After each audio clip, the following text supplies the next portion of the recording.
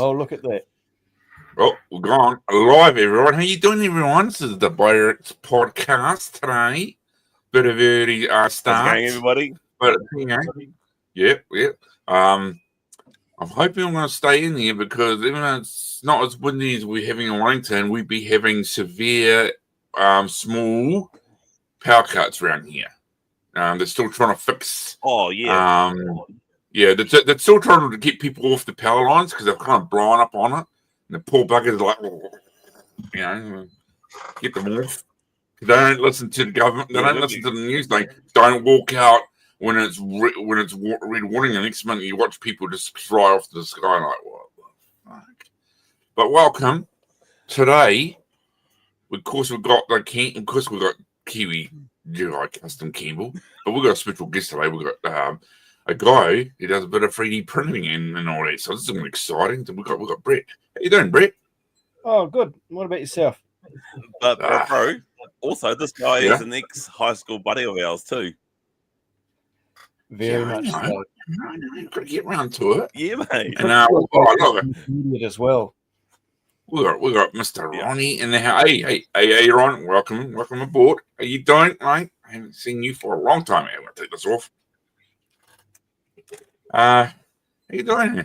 Hey, nice, Ronnie to be on the show. But just kick this off, and I'm fine here. Apart from the wind and cows getting blown around and people and trees, yeah, I'm fine. My tin sheeters don't want to stay up. Good old build by Quinnan, One Hawk Spain, stayed in. My only tin sheet is still standing, still in the storm. I'm proud of myself. So, how you been, Kendall? Right. How are you surviving the weather? Fine, actually. I know they said Manawatu got hit, but it must have been like lower Manawatu, probably Levin. But no, we're fine. And what about you, Brent? I said you sort of behind the scenes. You said you had to send a couple of staff home because of the weather. Yeah, we got rid of a couple. They live a bit away, and beginning of the long weekend being Hawke's Bay anniversary yesterday as well. So I got rid of them early on Thursday just because of the weather.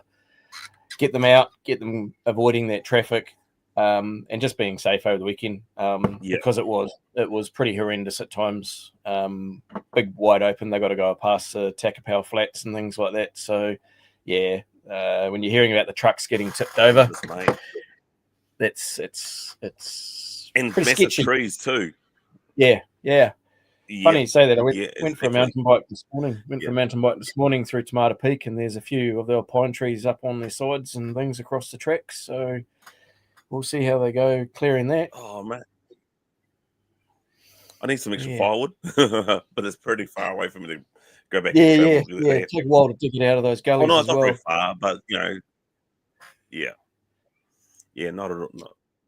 not bad at all. I see we've got Maxon Wharf. I could say 2009 here, but I just did. Hey mate, how's it going, brother? So our topic today is a bit of a. He's a new chip you on. How you doing? Welcome aboard, and welcome to our show. I think we've had him a couple of times. Yeah. I've got that rare disease called night shift Alzheimer's. Which makes it fun when I do this podcast because it's a brand new thing every time. Well, night shift, everything gets forgotten about. Yeah, but it's fun though. Because I always like to say to people, when you're sleeping, I'm wide awake. Keep one eye open. That's what I say to my clients. They're good guys. They're all ex-cops. Majority of them are actually, only one is a taxi driver, and the rest of them are ex-cops who had strokes, which is fun.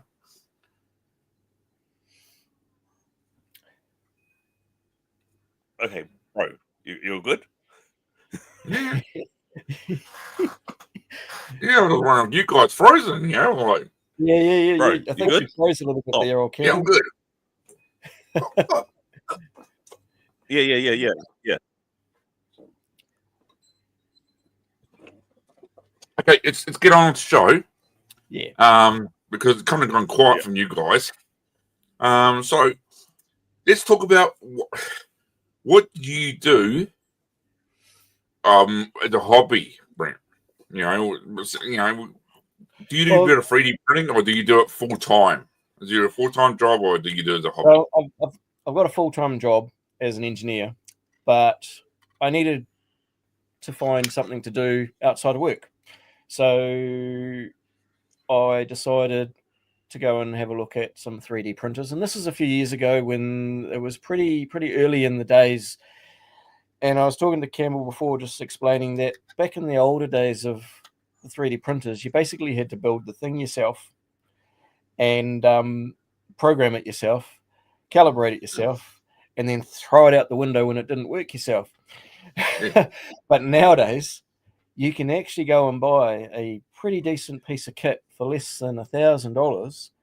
And to be brutally honest, once you wrap your head around the functionality of it, you can actually turn it into a money-making exercise and turn it into a business.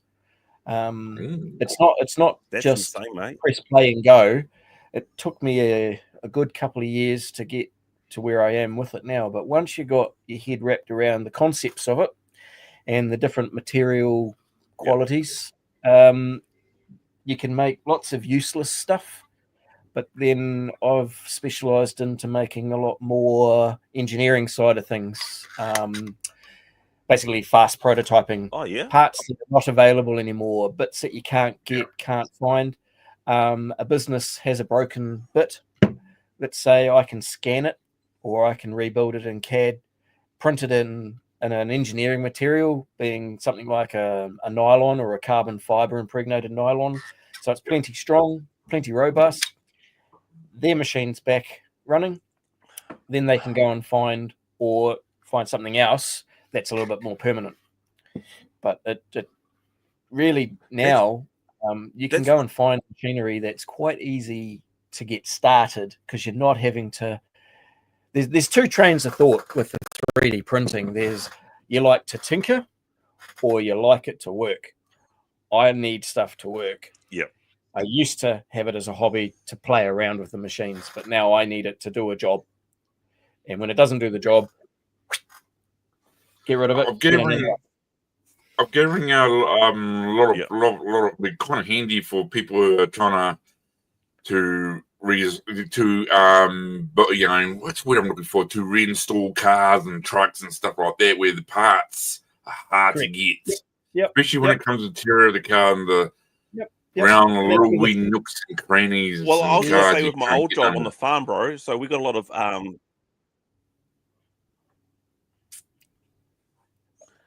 So on my old job on the farm, so we got a lot of air catching sort of arms made out of plastic and all that, right? And the parts, the machines all the way in Germany.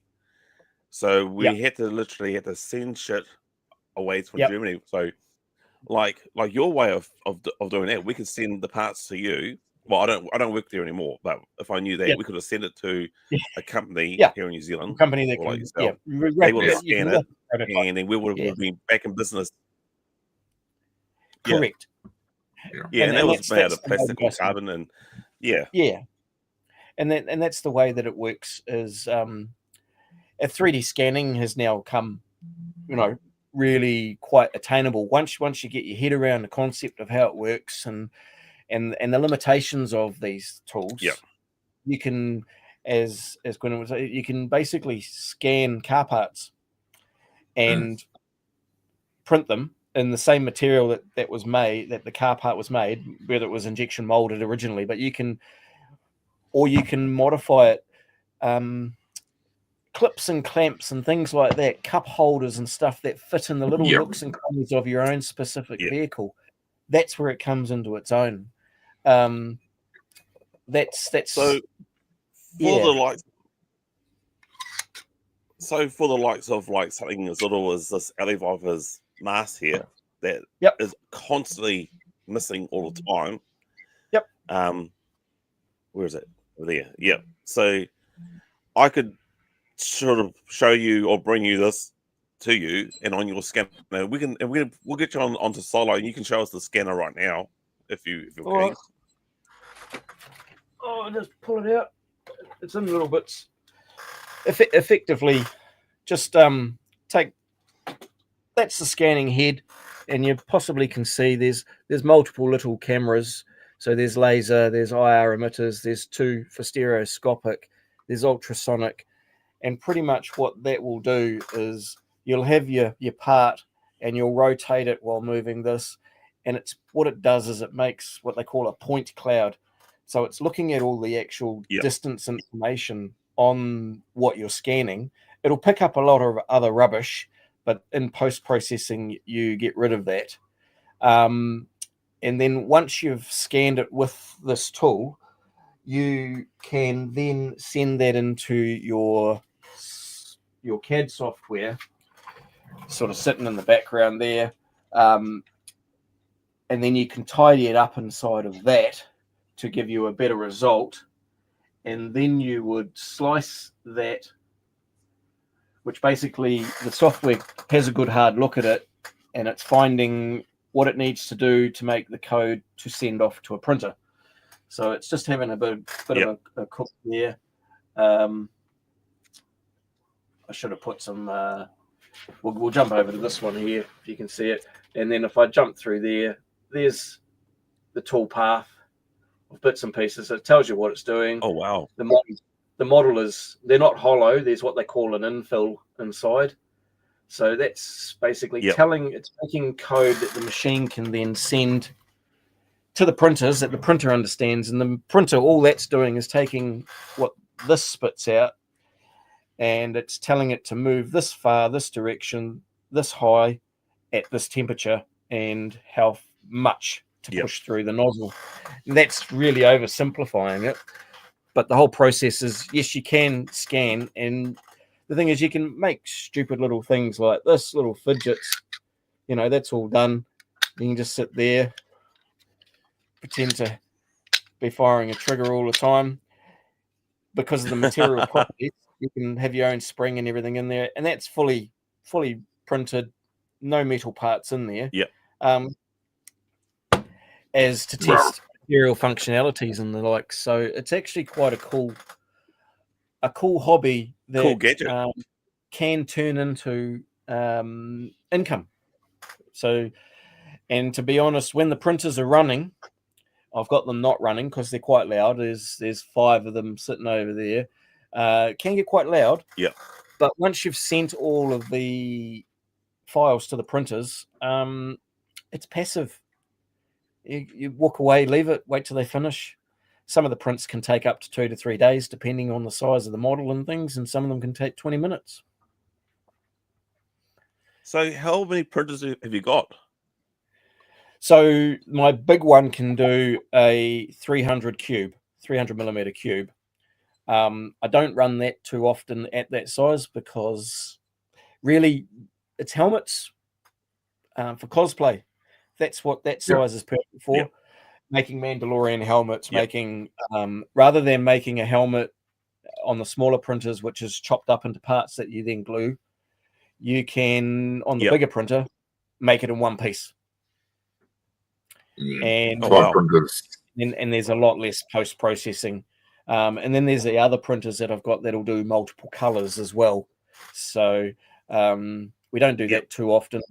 It's there, but it's horrendously wasteful on the filament, just the way the mechanics work on the printers when they've got to purge the different colors out and things.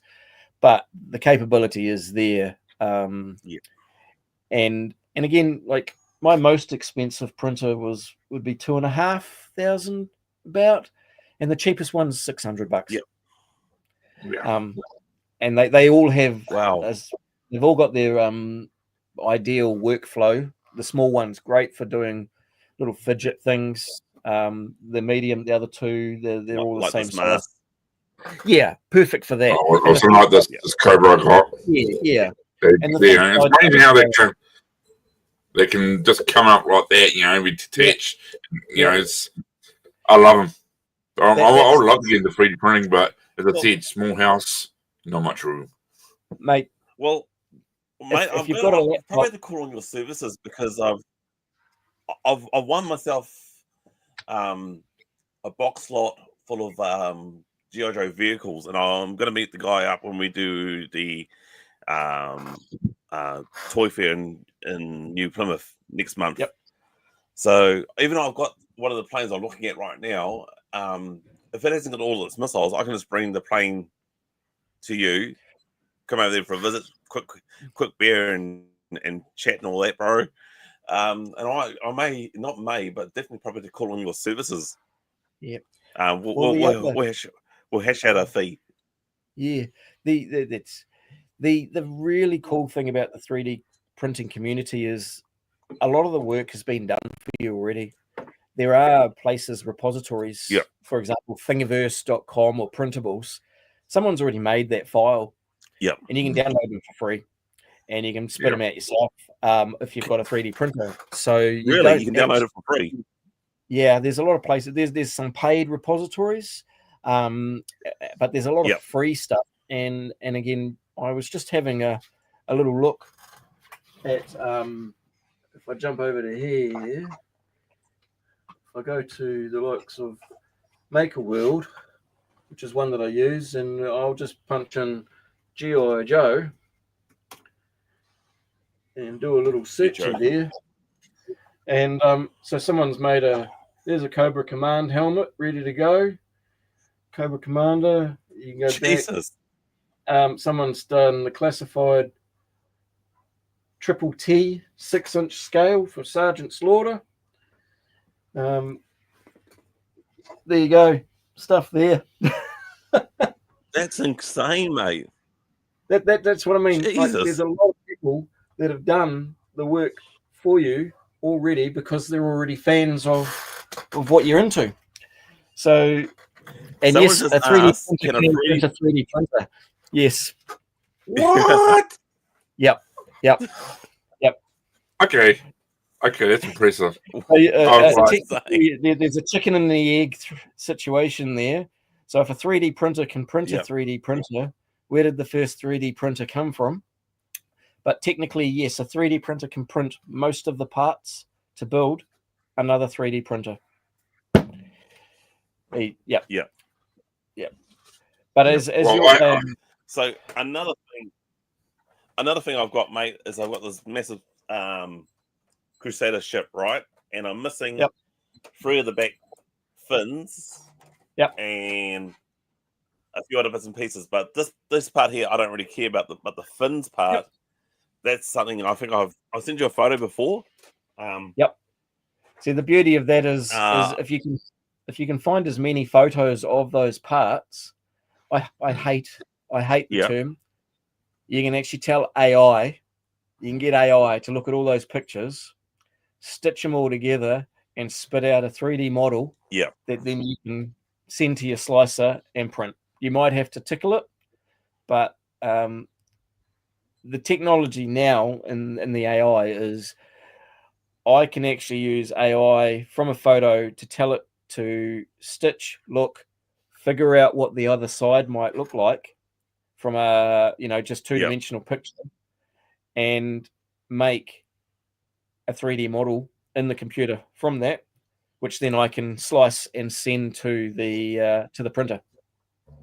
So that's insane, mate. Yeah.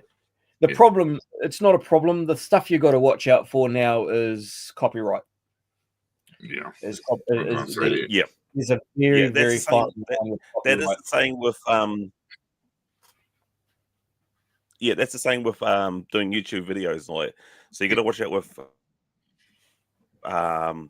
the music being copyright or you can be sprung the copyright. So luckily where I work, I've got a guy that works in a band, so he's gave me some songs that he's done.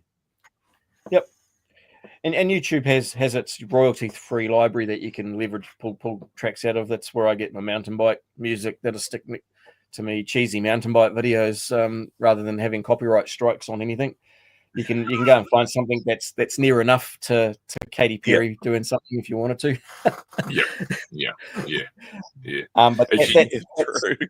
That's exactly. Where you got to watch out with the 3D printing is the copyright or any trademarkable stuff.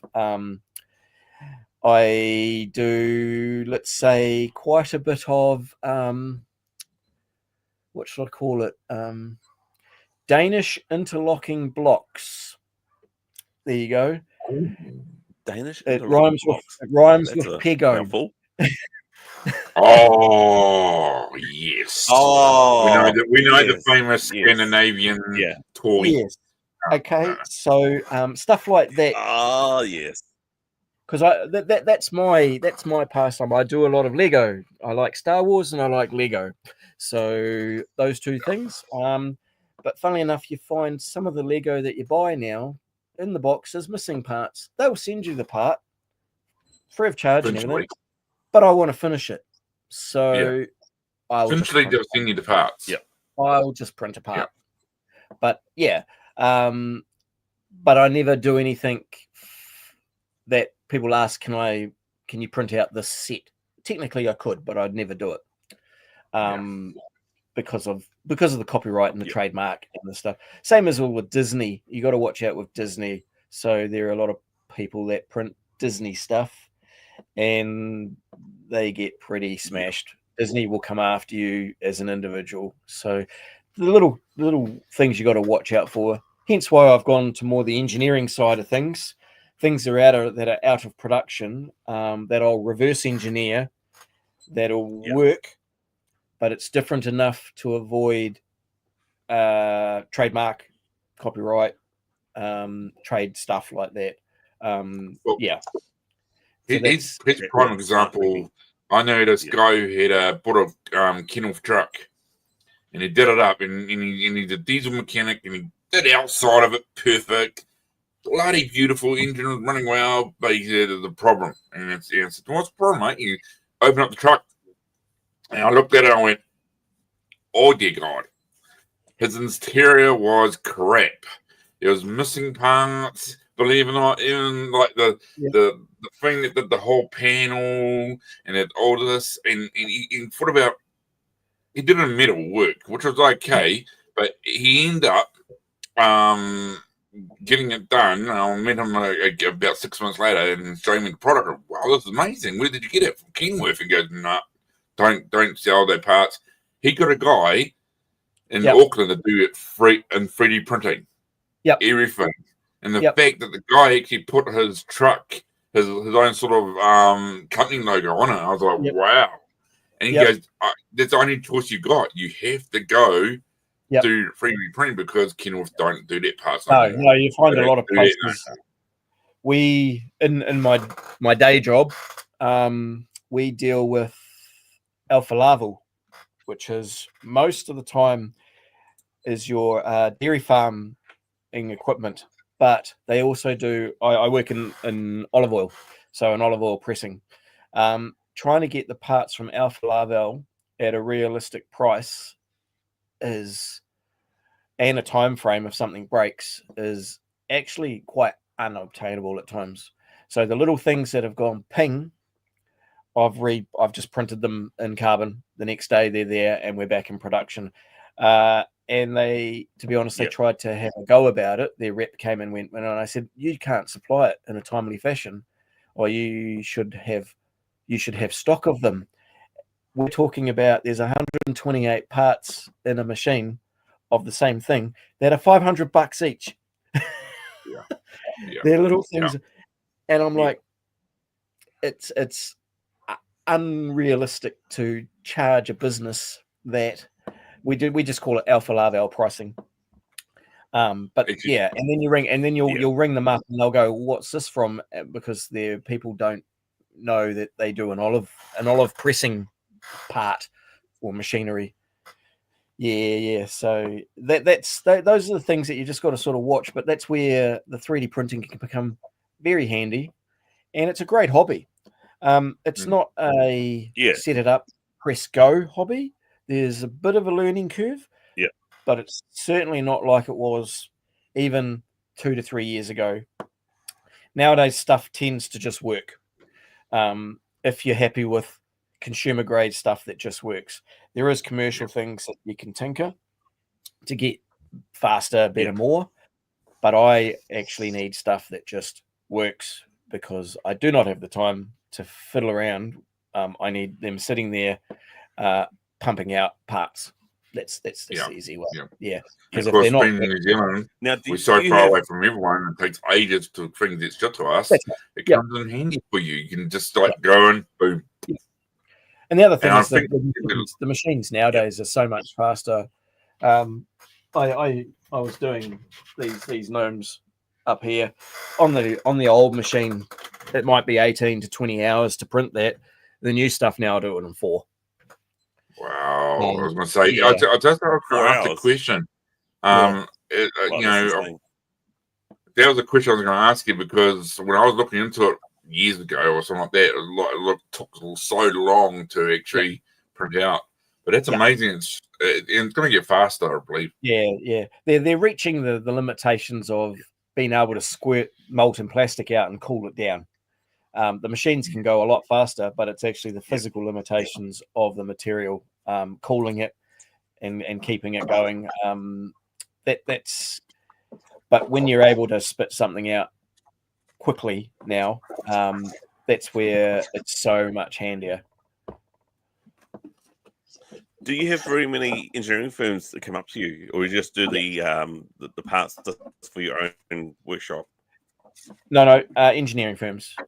So we will get. I'll get a brief on something, and I'll either be able to scan what's broken or CAD something up reasonably quickly, and spit a physical object out to them. And if it doesn't fit, well, then it's easy enough to remeasure and do it again in a prototype form. Yeah. And then what will tend to happen after that is we'll finalize the model strength wise, which is dictated by how much is in it. Because then they're not solid. You never print a solid thing. It's a horrendous waste of material. They're all it's got what they call an infill. So it could be a grid, and there's a percentage of infill or how many walls you want on it. Once we get the strength to cost ratio right, finalize that code and off to the printers. And I tend to they'll never just do one. We'll put as many on the plate as we can and print a plate, because the more you can put on the plate, the more efficient the machine becomes, because you're not having to change it every time. That's correct. So, it's just the same as you lay up, you nest up as many as you can on a plate, and you let it rip, let it go, and then hopefully at the end of it, hasn't turned into a big plate of spaghetti when a print fails, which is that's one way of seeing me upset in the morning. I'll come out in the morning to clear a plate, and there's just a big pile of spaghetti because it's carried on running all night, just doing this. Oh no! Something's let go. And those are the things that you need to be aware of, and you need to put enough meat into your product costs for failures, because prints do fail. It's not just printing. That's what I'm going to ask. So once it's done that, you can't save it. Like literally, you got this big pile of spaghetti and throw it out. If you catch it early enough, reuse it. Yeah, sometimes if you catch it early enough and it's a whole plate of stuff and it's only one model that's cut loose and it's not stuck to the plate properly or something, you can tell it to omit that part and just ignore it and then carry on with all the others. If you catch it early enough. And again, a lot of the printers have AI in them, and it's supposed to look and see that with the spaghetti detection and stuff. I don't trust it. So, because what I've found normally is if something goes wrong. Yeah. So that's another thing I was going to ask you. So I mentioned to you behind the scenes that I saw a 3D printer on Facebook Marketplace. Now, for someone who's never done it before, is that something I should stay away from, or is it all right for beginning? It's a hard one without seeing what you saw. But if let's say if it was a reasonably, and you'll know, but if it was something like a Bamboo Labs, that's the brand, and it was an A1 or an A1 Mini, go for it. If it was a Creality Ender 3, stay away from it. Secondhand, They are cheap as chips, and you can still buy it. You can go to JCar Electronics and buy an Ender 3 clone for $300 brand new. But you are going to sit there and manually level your bed. And if you've never done it before, you're going to throw that thing through the window. It's until you'll get so fed up with it on the old manually way of doing things. The more modern stuff is turn it on, plug it in, let it calibrate itself, and away you go. But the older stuff, unless you had a bit of time and patience, because leveling the bed is the most important thing of it. Because if that bed's not level, that first layer doesn't stick properly, and it's just a horrendous waste. You'll get fed up and frustrated. And in the old days, you were putting a piece of paper under the nozzle and turning until it was just right and everything. Nowadays, more modern stuff, it'll go doink, doink, doink, doink, doink across the whole bed, measure the whole thing, go, that bit's lower than there, that bit's higher than there, and then it basically compensates for the print on that mesh. So the more modern things, and I've slowly gone towards the Bamboo Lab style of machinery because I just need it to work.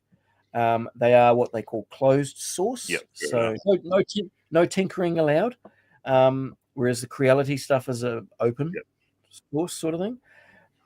But when a lot of the printing community got upset with Bamboo Labs because they were closed source and they can lock things out and lock things in and lock you into this. But when you just need something to work, it's like Apple. It just works. Get a Mac, it just works. An iPhone just works. Android, sometimes you got to fiddle around. Windows, Microsoft have to program for a bazillion different types of machinery, computers and things. Apple don't. Their stuff works with their stuff. That's the same with Bamboo Labs. And that's where I would go if you're a brand new learner. Start off with a Bamboo Labs, an A1. And then once you've got your head around the concepts of things and you're printing this, that, and the other, then go to a different brand that's a little bit more open, and then you can start your tinkering and tweaking and speeding things up and putting better fans on and all of that sort of stuff. Then it becomes more of a hobby of keeping that printer going.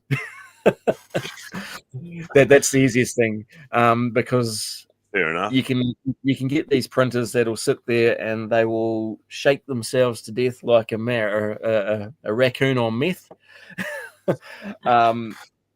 Because open source and you can play around with stuff, they will shake themselves to pieces, or the cheaper ones can burst into flames because the print head.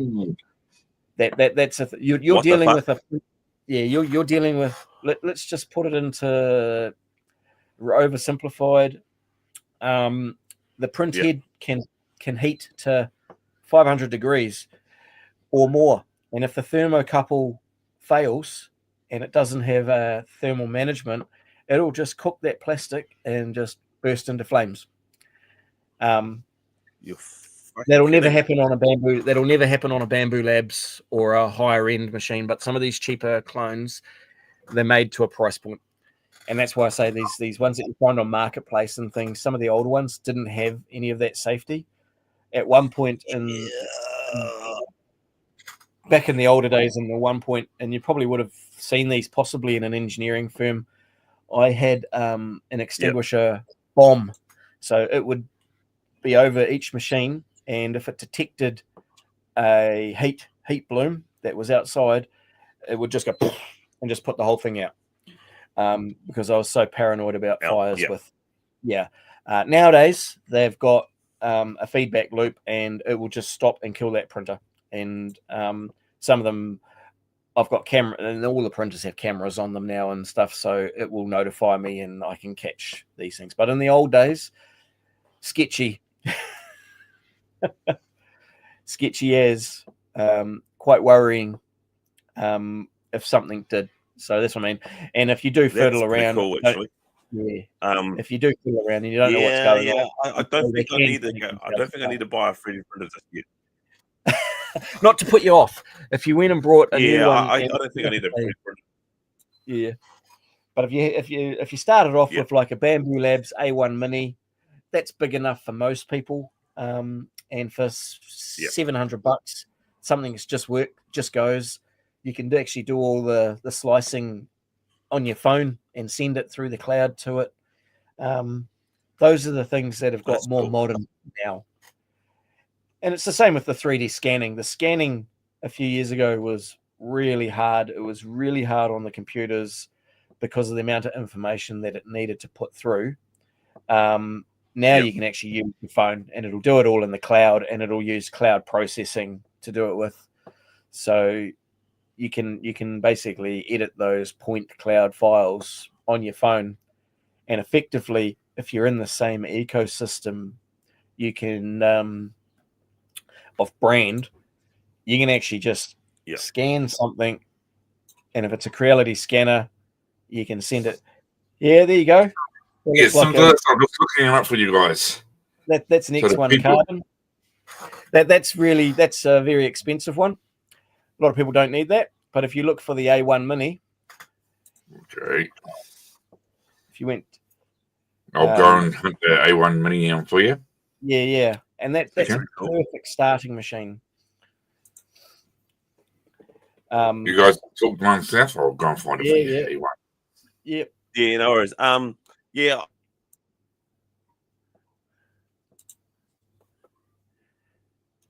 Oh yeah. Yeah, just typing it up, looking for it. Give me a second, guys. Yeah, Campbell, your voice just cut out. All right, that's normal for Campbell. He's probably muted himself. But no, that's the beauty of it's a great hobby. And again, like all the G.I. Joe stuff, the material that they were made from was either ABS or polystyrene, HIPS, high impact polystyrene, which is very compatible with the filaments that you print with now, for if you needed to glue parts together that you replaced with 3D printed parts.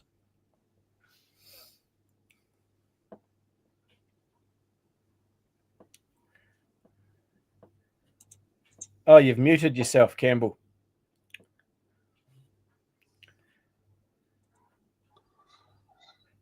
Come on, bro.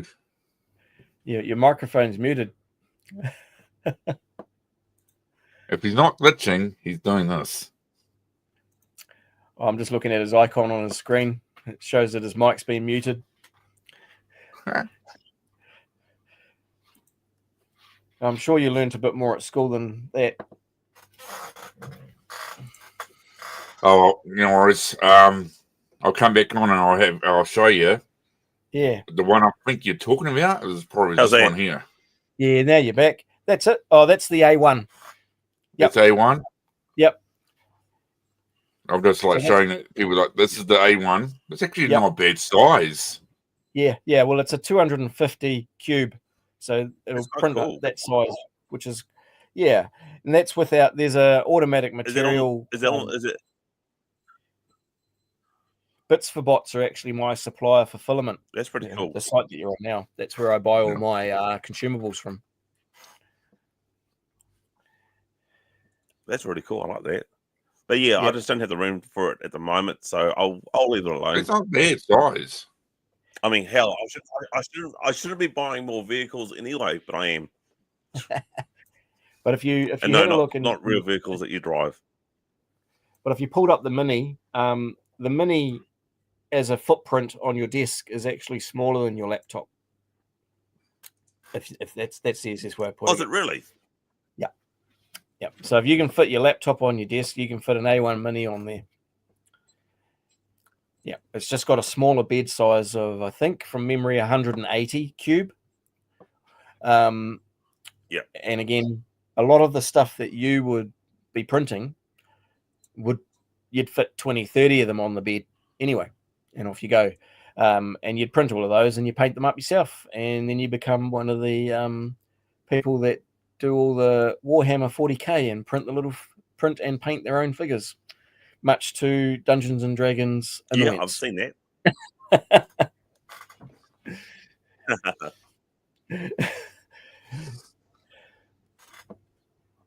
Yeah, so, and then there is another type of printing that I don't do, which is your resin printing. And I don't do that because technically what's you that need about? to print. Yeah, so you're printing upside down. The bed moves its way up, and it's submerged in a basically a bowl of resin, and underneath that resin is a screen. And what it does is it'll flash that screen, which then solidifies that part of the slice of the file, and then that print bed will move up, and then it'll do another slice. The problem with resin is it's very toxic. The stuff you're dealing with is very toxic, very smelly, and you need another machine to put your finished part in to clean it and cure it. So it's just a whole nother process. Holy It's shit. it's very, very good for small, intricate parts. But yeah, I just don't do it because it's messy. You're dealing with this horrible resin that stinks to high heaven. And then you've got to have isopropyl alcohol to clean all the uncured resin off, and then you've got to cure it, which isn't a UV light sort of thing. So it's just another thing that I didn't really want to go down the path of. It is a very, very cool system, but not what I do. Doesn't suit my needs. Does it get like a smoother finish? Or This is roughly the prices, guys. I was just looking at the prices, and I was thinking to myself, the prices here are not bad. I can't find your A150. It won't show me. Mini. I'm just looking A1 Mini. Oh, A1 Mini, bro. Mini. Yeah, like mini scoots. So if you go straight into bits for bots, there you go. That'll be that one. There you go. Oh wow. Yeah, $350. That's crazy. Yeah, and really, and that's not bad. Yeah, and that's ideal for beginners. You're saying that's perfect little machine that there. And there is a multicolor. There is a AMS multicolor module that you can add on, and it can print 4 colors. Yep. But it is horrendously wasteful. Holy shit! That does add another $300 or $400 to it, depending. So, do you get your stuff that, like, how we got ink for printers? Yep. Do you get your plastic stuff through the same company? I get all of that through Bits for Box. Yes, I do, and it's basically the likes of. So that's a roll of filament there. So that's what we'll run through. That's what we'll run through the machine. That's your bare basic PLA, which is your ideal learner's material, because it just works. You don't really need to be super careful about your temperatures. As long as you're within cooey of what it says, it'll print. Unlike this sort of stuff, which is an absolute nightmare to print, and you have to be bang on, otherwise you get lots of print failures and you can waste a lot of time and money effectively. So what is that one you got in your hand right now? So the likes of this one here. What's that one you got in your hand right now? Yeah, so this is a multicolor matte. What it does is it's been extruded with 2 different colors coming out of their extruder, and what it'll do is it'll go through my machine and slowly twist, and you end up with you do get some cool, neat effects with it, but you have to be really like the snake. Is that what you're talking about? How it changes color? That's a silk. So things like that. It's just a little cup holder, pen holder, but it's got a different material. It's shiny, and they call that a silk. And that's where your just experience comes down to it. You sort of know what a material is going to do. I'm just looking at here. So it's plug and play, set up in 20 minutes. That's amazing. As Yep, you were telling me that you're telling us that it's simple just to set it up, plug and play. effectively, yep. It'll walk you through and tell I you like what that. to do. Whereas in the older days, you needed to really know what you're doing just with your materials. Putting it together, they were a kit set, so you were putting the gantry together. The Bamboo Lab stuff, you lift it out of the box, you plug it into power, you give it some filament, and it will be printing in 20 minutes. Wow. Yeah. You know, even someone like Campbell can do it, who's technically Well, not minded. would he? Yeah. He's still, you know, that's actually quite amazing. So, roughly, how big is that? Like, if I was standing right next to this, right, printer, how big is it? Wait there. Everyone, wait there, please. But this is actually amazing. It's not a bad price. Look at it. It can do a tank.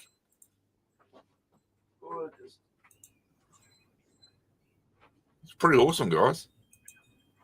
I'll just grab it. You hear me rattling around in the shed now.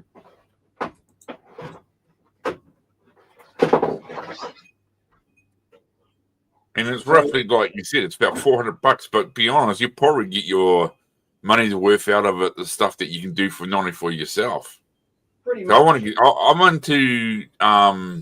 I do a lot of truck simulating, ATS and ETS, and there's a lot of guys. There's a lot of 3D printing going on out there for that sort of stuff. Like, I want to show you something that's on my steering wheel. Whether we're waiting for, there we go. We got Brett back. That's it there. Oh wow! So that's just the cheap. That's the multi-material that you can buy with it, but we'll exclude that from now. But that's the whole machine. I printed a handle for it, so I can take it and move it, and put it wherever I like. That's amazing. Yeah. So that's the size of it. So basically, it's smaller than the footprint of your laptop, really. So I could take that, and if I needed to take it somewhere, I can plug it into an external, like an EcoFlow battery, and run it on its own power. You know, print something as we can go to trade shows and stuff and take them there and have them sitting on a bench printing away, running off a big battery. Well, like I was just saying before, the reason I want to get into it so much is not to be a businessman, but do it for myself, because I do a lot of ETS and ATS, which is truck simulation, which is big and now. I got a few 3D printing stuff that was done for me from Europe. It took ages to get over, but here's something for my steering wheel. It's a Kenworth. Yep. And the guy just printed it and all that. You know, and this goes into my Logitech steering wheel, screws in, Bob the uncle. And that's something I want to get in personally for myself. But that's why I got into 3D printing, because I had these guys telling me about it. And that's the thing. That's the cool part of the hobby. The hobby side of it is you can do all of that. You know, without, you can get quite cheesy about it. The wife likes little things, and so you can make little things like that. Look here. Yep. That's cool. Well, the Palmer All that with little you, bro. texture, I've got this wall. all the multicolored stuff. That's pretty cool. That sort of thing. You can print that, or if you want to be really, really, really cheesy about it, you can make little signs and customize them. I don't know if that's more than that'll say that's a little sign to say I love you. That's cool. You know, that's all print in place. I love you too, bro. You know, that's the hinges are all printed in the one thing.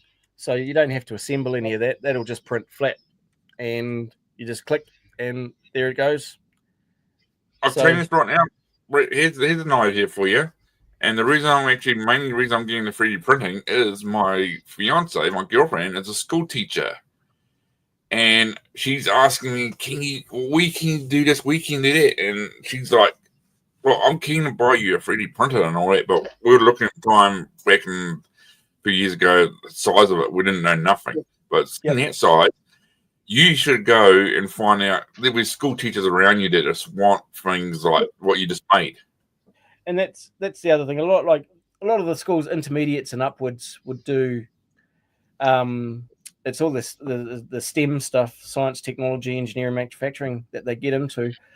They have some old printers, and like when I have the older printers that I don't need, or they're not accurate enough for me anymore, I donate them to the men's shed. So the men's shed use them and make all their other. Yeah, there you go. I'm pretty sure that's copyright, Campbell. I think Hasbro might have something to say about that. I don't know who got it done, but I got it from a mate, Ronnie, and so I don't know where he got that, where his mate got it done, but it was done anyway. Right. Yep. Oh, yeah. Ron, did you go doing with the black market?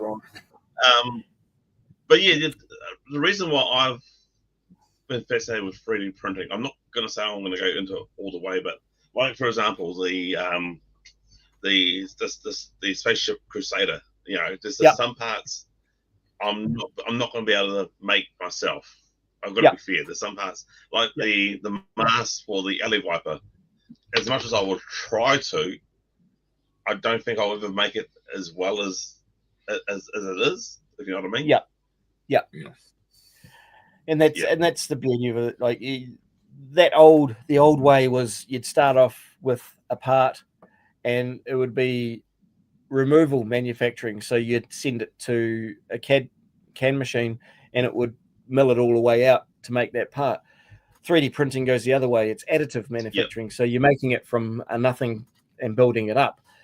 And that's just the way that things. It's a lot more modern way of thinking, because subtractive manufacturing is horrendously wasteful because all you're doing is making sawdust.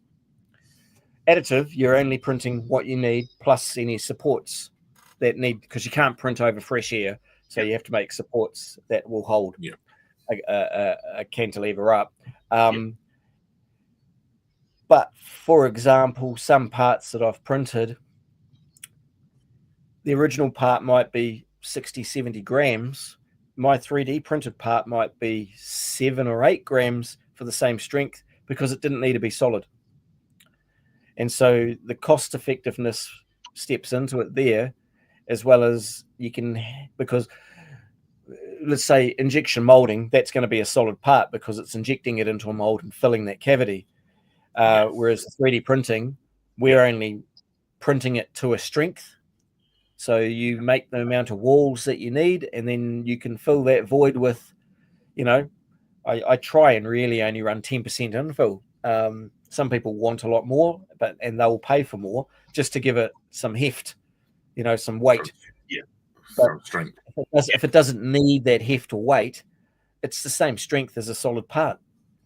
Especially when you're in the carbon fiber nylons and the impregnated filaments that can have fiberglass in them, or wood fiber, or again carbon fiber. There's those things that just make the strength go up exponentially. I've seen guys 3D print their own hockey sticks out of carbon fiber, and they're hugely illegal in tournament games, but these things are a weapon because they've got rid of the weight where they don't need it, and they've put it where they do need it, and these things will send a ball straight into your skull. Flying. Yeah. Wow. Give it the old power to weight ratio. That's right. You find a lot of people now don't want to pay DJI's prices on drone propellers, and so they get carbon fiber propellers printed, which are lighter and better. I wouldn't want to be anywhere near one if it let go, but there's all of that sort of outside the box thinking that 3D printing can enable. It all depends how much you put into how much strength you want it. Like this here, some of them are hollow inside, like the snake here. Some of them are solid. This one's solid to the top. Like you can feel it. It's just like hollow there and can move around. Yep. You know. And that's the thing. Like, now, do you do anything that's transparent? You can't print absolutely transparent in the stuff that I use, because you've got to think it's got to go down layer by layer. So every one of those layers will add a bit of an artifact or something into it. But you can make it opaque. Yes, by all means, it'll be opaque. You can see through it, so to speak, the blurry image on the other side. But the cool thing is there's so many different types of materials. There's glow-in-the-dark material that'll sit there, and you get that cobra there done in a glow-in-the-dark would look like it is there now. Turn the lights off, and it will have the light. It'll be in a glowing material, or it'll be a completely different color. Those are the really cool things that you can have with the different materials. Yeah. The rude gnomes that are prints. A lot of the rude gnomes that are there. I print a lot of them in the glow-in-the-dark, people, because they love sticking them out in their garden. So at night time, there's all these glow-in-the-dark gnomes doing the fingers across the road at people. I love it. I need that for my neighbour. and that's the cool thing is people see the humor in that, and that you can spit out something that's actually quite funny. Yeah. And then you see it glowing in the dark in the middle of the night. It's, you know, this gnome sitting out in the front lawn. It's just doing the fingers. You know, those sort of things people love. Yeah. They and that's they're actually quite a good bread and butter thing that we've found that is quite a good seller coming up to Christmas and things, and Father's Days and brothers and things. They all love these. This is probably the big kid in me, or this being quite stupid. I can imagine, like, you have the Funko, but if you do it bigger size of like G.I. Joe and Cobra as a gnome, but that is glowing in the dark, that would be kind of cool. There's so many things that you can do. I've printed gnomes a meter tall. I've had to break it into 3 parts to fit in the printer and then glue those parts together. But you know, if it doesn't fit on the bed, you chop it into pieces, print the pieces, and glue them back together. But you can print whole full-size mannequins. You know, just crazy stuff that you can get done. And that's the cool thing about it. It's what type of glue do you use? Just super glue, just standard cyanacrylate glue. Nothing flash. Yeah. If you want to be really flash about it, you can use the acrylic bonding glue stuff, but super glue works fine.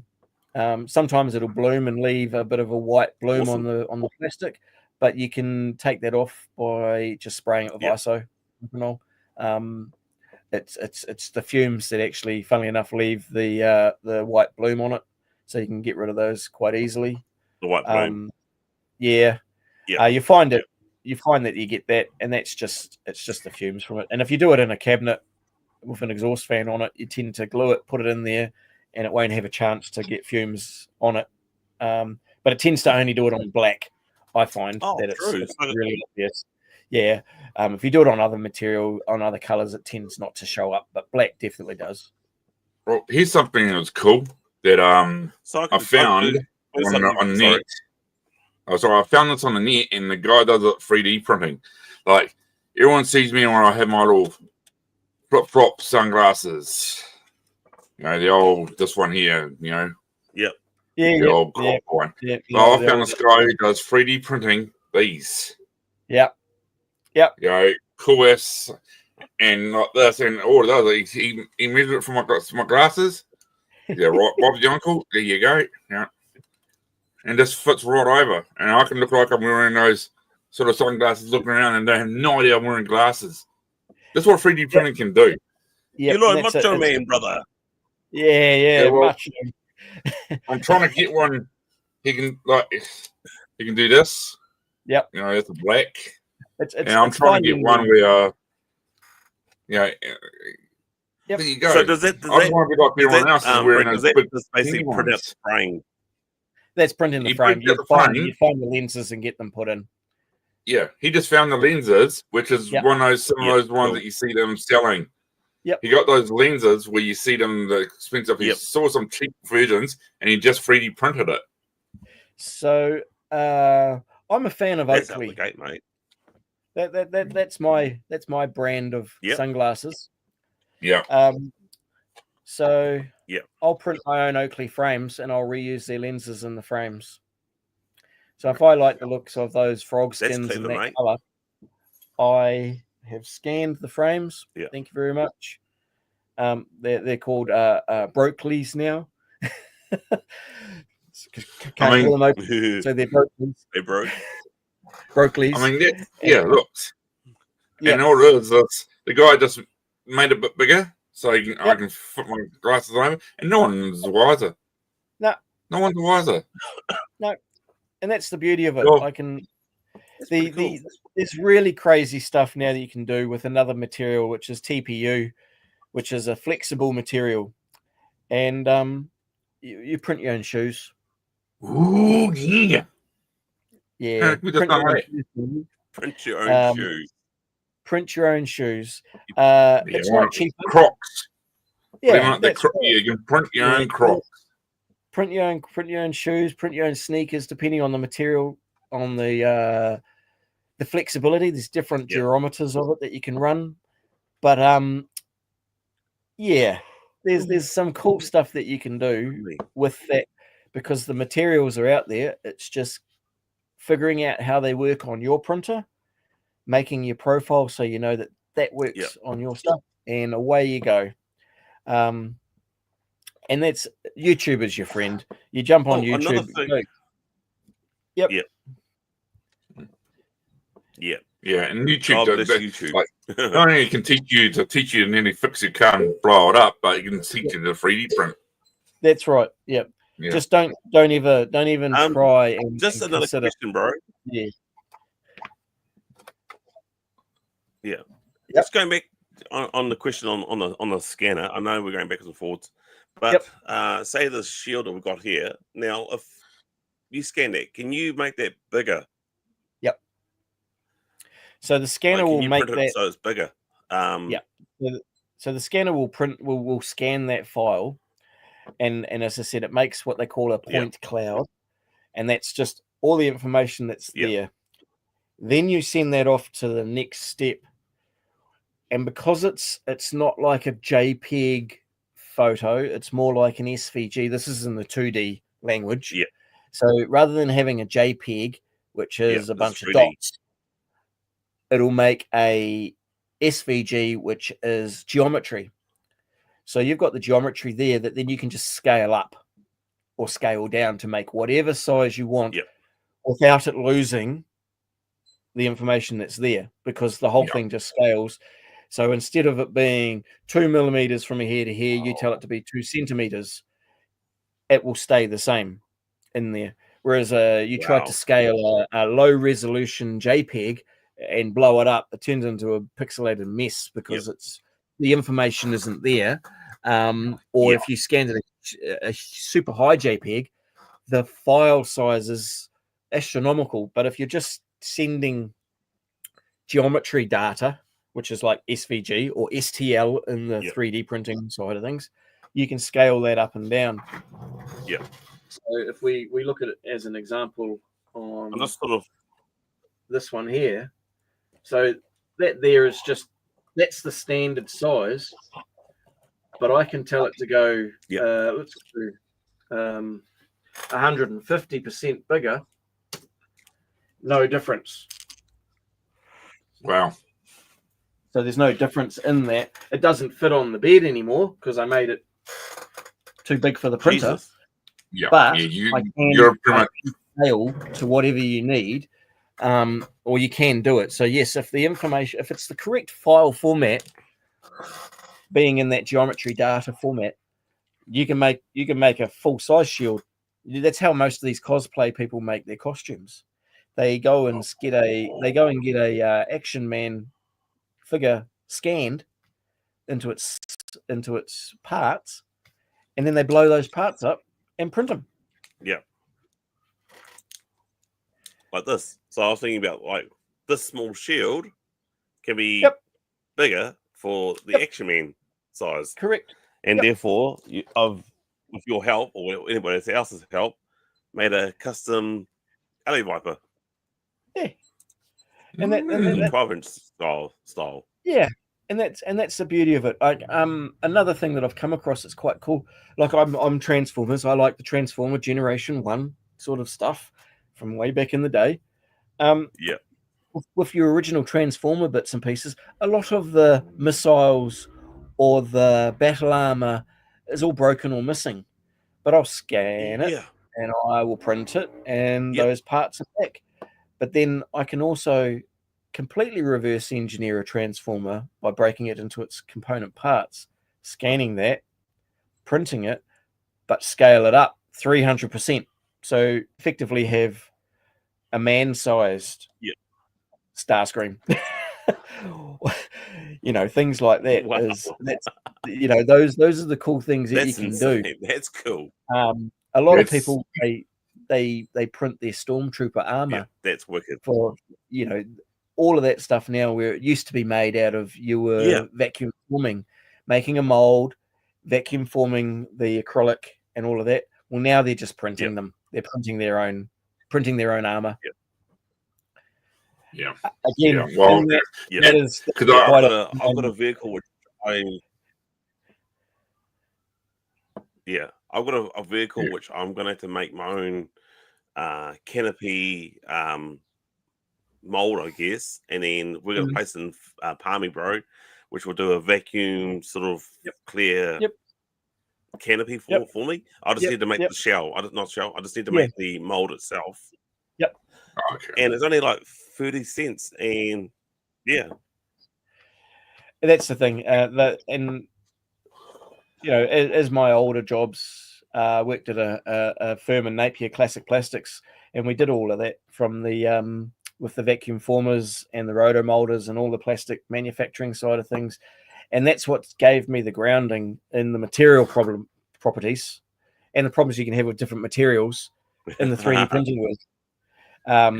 You've got the likes of polyethylene. It's an absolute nightmare because it shrinks like crazy, and it will destroy vacuum form molds because it'll clamp down on them and just actually break the mold. It clamps down that hard once it shrinks.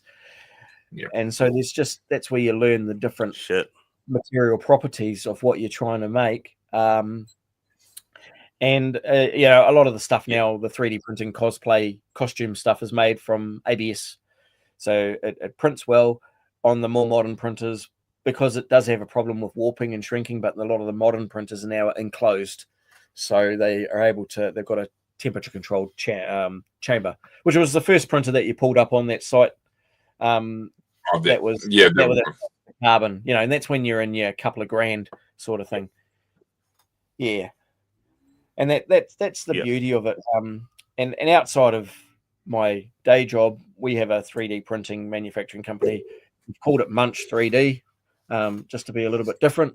We call it Munch because we've got a cat called Munch, and we try and be a little bit edgy with it. So the email address is take a bite at munch.co.nz. And we're open to most stuff. I will tell you. Do you want me to put it? Do you want me to put that down on the descriptions? Your email. And the other thing is, if people have questions, I'm going to rewatch this again and jot it down. Yeah. Well, we put that. We'll tell everyone. We'll put it. Ken will put it down as a description down below where to find. Yeah, and there's I'll grab some other couple of sample things that you can do that are quite cool.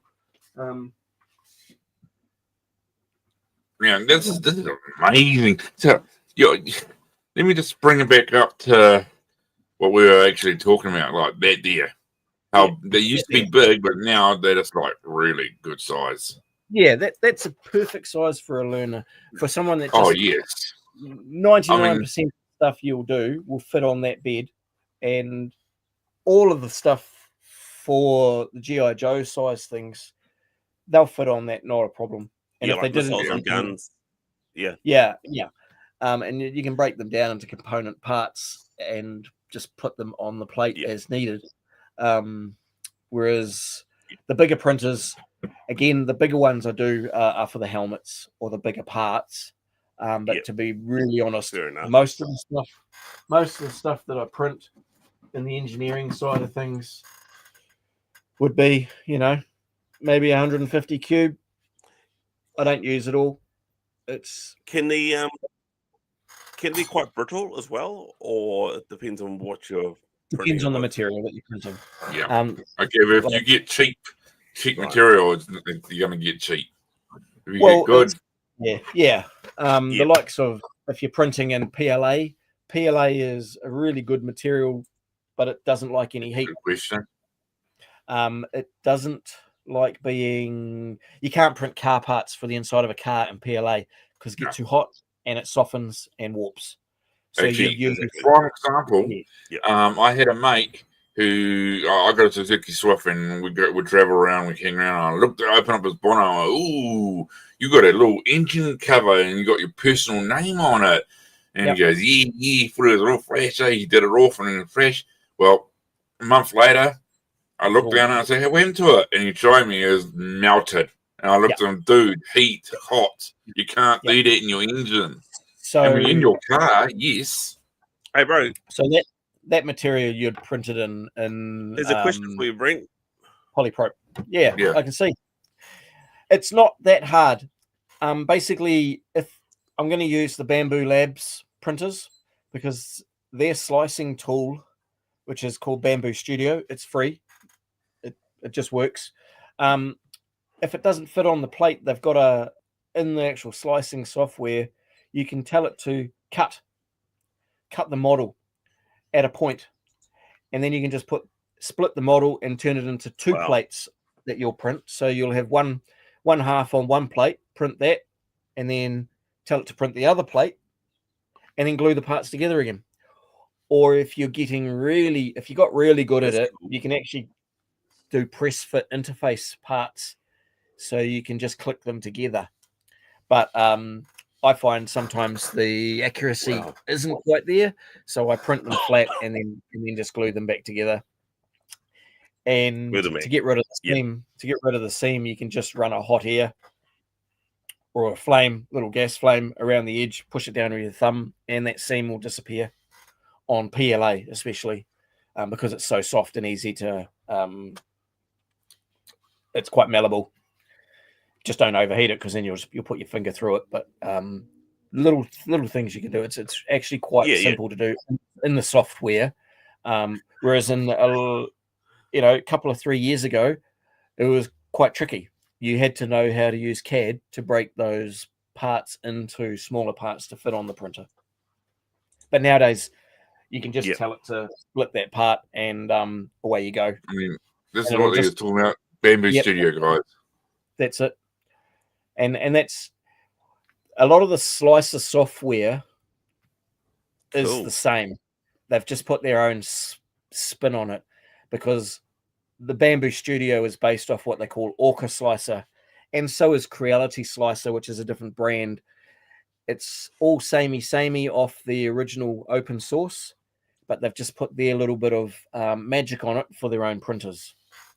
Yeah, I could use Orca Slicer across all of my printers and just have the one software that'll work across them all. But to be honest, the little bit of magic that Bamboo Labs or Creality put on their own part of it simplifies it for the end user. But it's actually quite simple in that to break those models down and get a flat surface to print them on, and then you just glue them back together. Yeah, that's kind of cool. That is cool. Oh yeah, that is real cool. Hey, what's the most impressive thing you've ever printed for yourself? Like, there's two parts. Obviously, there's something you printed for an engineering firm, but what's the most impressive thing that you printed and you've I've done that. That's my baby. That's my work of art. What's your favorite? What's your most favorite? What is your favorite thing you printed off? I am not putting a photo of it up. I'm guaranteed you're better. I'm guaranteed you're better to find it. It's got me wearing pajamas but I've actually got a full-size Lego minifigure head that I printed. I'm so jealous, man. Just think I of know, the cool, full- bro. I would love that. Would be so good to have the Barracks Podcast boys. I Popping you. don't know if I'd be able to find it. Let me see. No, I know the one you're talking about, mate. It is cool. It is real cool. It might be able to. It just comes. I'll just see if I can okay. get it. Lego head. It just. That's nice, man. For me, Yeah, like- my cheekiness, Oh, my there you go. cheekiness will wanna. Well, That's the head, but that's sitting on the cat. That's sitting on the cat tower. So you can imagine that sitting on my head. Yeah, that's pretty cool. Jesus. I tell you what, I know this is radical and people probably think it can't be done, but I would love to try to make myself. I know this is going to get people roll their eyes. I would love to make myself a 3D print bong. Oh, I don't know how well it would hold the water. I don't think it will hold the water, Quinn. I know that, but to be honest, it's just like Ornamental purposes only. yeah, that's what I'm talking about. Not as actually as a usable one because I think the plastic will be like disgusting after a while. And you bowl away. I thought it said a bomb. Bong. Do you know what a bong is? My people, my 420 No. weed people out there will know. Right. But the other cool thing is, like, I I can can make make shit, bro. is I can make funny little signs and stuff, the likes of live, laugh, toaster bath, you know, things like that you can have. I'm having a bad day, so I'm going to go and have a bath with the toaster. I'm going to have to come and see you about doing some stuff for me because That's pretty You cool. can make QR codes for bits and pieces. That's cool. Oh, did it go? Yeah. Or Yeah, scan it if you want. I could say It's that not going to take you where you hope. yeah, or else I can say I had a tree fall on me and I survived. That's right. Right. I've just funny things that you can get that you can get a 3-dimensionally to them, so they can have a texture. So you can make signs that have a texture in the multicolor, and that's wicked.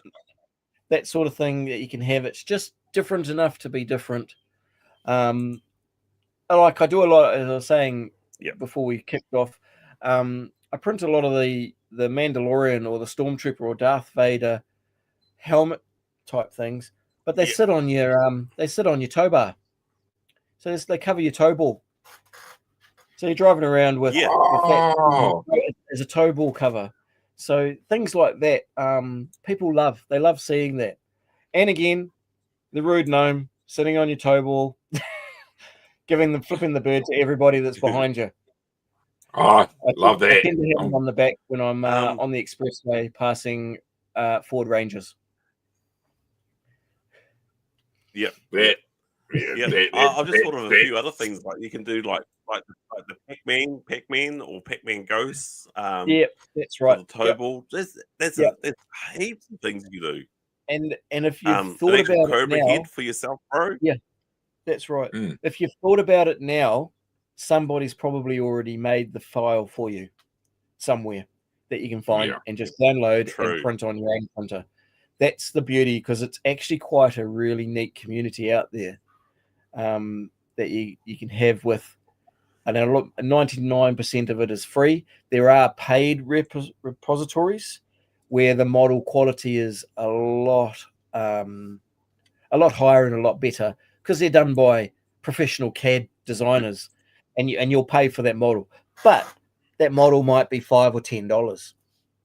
So it's nothing to have something that you printed yourself. Refined. Yeah. Whereas you go to somewhere like EB Games to go and buy, one of their helmets, and you're paying $300 to $500, $600, $700 for a Stormtrooper helmet and good. Or you can buy the file, the model, and print it yourself and customize it yourself. Put your own spin on it. Well, that's something I was.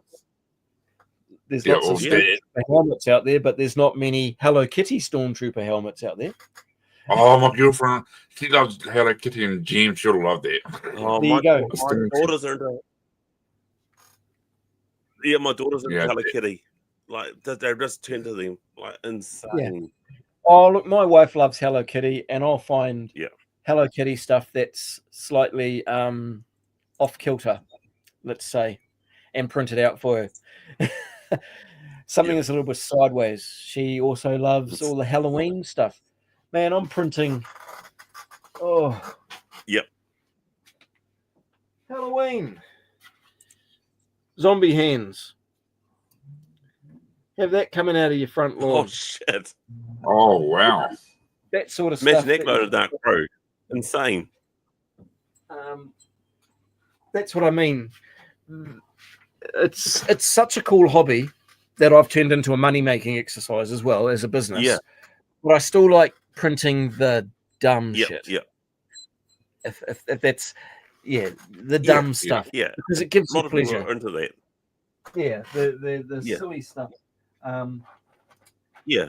I mean, for me, I wouldn't mind learning. Sort of skulls. Oh, I'm into skulls. If everyone knows my Instagram. Low polygon skulls, keyrings. In my world, my opinion, dumb shit. But people love to buy that. They'll go to the markets and we'll have a basket full of them and they'll buy them. Mate, would you be able to do that in the original? Sorry, would you be able to do that little key ring in the original Cobra Commander's helmet head? Yeah, if there's a file out there or a scan or something that I can pull, or someone's already done it, I can print it. Or if you had a printer, you could print it. Yeah. True. That's the beauty of it. If you buy, I didn't realize that those minis, $350 for a brand new printer that will do your PLA, your easy filament. It will print PETG. That's your Coke bottle material, which is better for the environment because most of the time you can buy recycled PET. So it's recycled Coke bottles and you're printing from that. PLA, if you ground it down, is biodegradable, so you're not adding to plastic waste. That's the different materials. It is recyclable. But you can print whatever. And for a $350 printer, considering the ones that I was buying 3 to 5 years ago that were nowhere near as capable, were twice as much money and much more of a headache. But nowadays it's so much easier. And the footprint on your desk is, just think of 2 A4 pieces of paper. That's the size it takes up on your bench. And you send the prints wirelessly to it. You just do it on your computer over there. I'll send them all the way over there. That's yeah. So with me, I'm actually a logo maker. I design logos and stuff like that. Yep. And I do a lot of stuff like that. That'll be really handy. Hey, we got Johnny in the house. Sorry. How you doing, Johnny? So yeah, bro, he's been here for a while. Yeah. What is it? Hour 20. I haven't talked so much in my life. Oh yeah, mate. Yeah. It comes and goes. Like I think the longest chat I've ever been involved was close to 4 hours. Yep. Close to it. I think. You're a talkative, bro. You like to talk. Oh, well, that's the thing of it is. I'm quiet at the moment, and do you know what I'm thinking about doing, bro? I think about next week. I might go back to my original laptop and see what happens because this sort of is fading in and out. Even though this laptop is faster than my old one, I think my old one is more cut out to do live streams. I'm See, just going to be cutting in and out. yeah, I think it's not that your picture quality is cutting out too. Could be not bandwidth picture quality, as well. but like I would love to learn Yeah, to do stuff like I mean, I'd love to learn to do this. That I've created this image, and I don't know how, but I would love to. Like you were showing me plaques, and this will be, I reckon, be fun to do.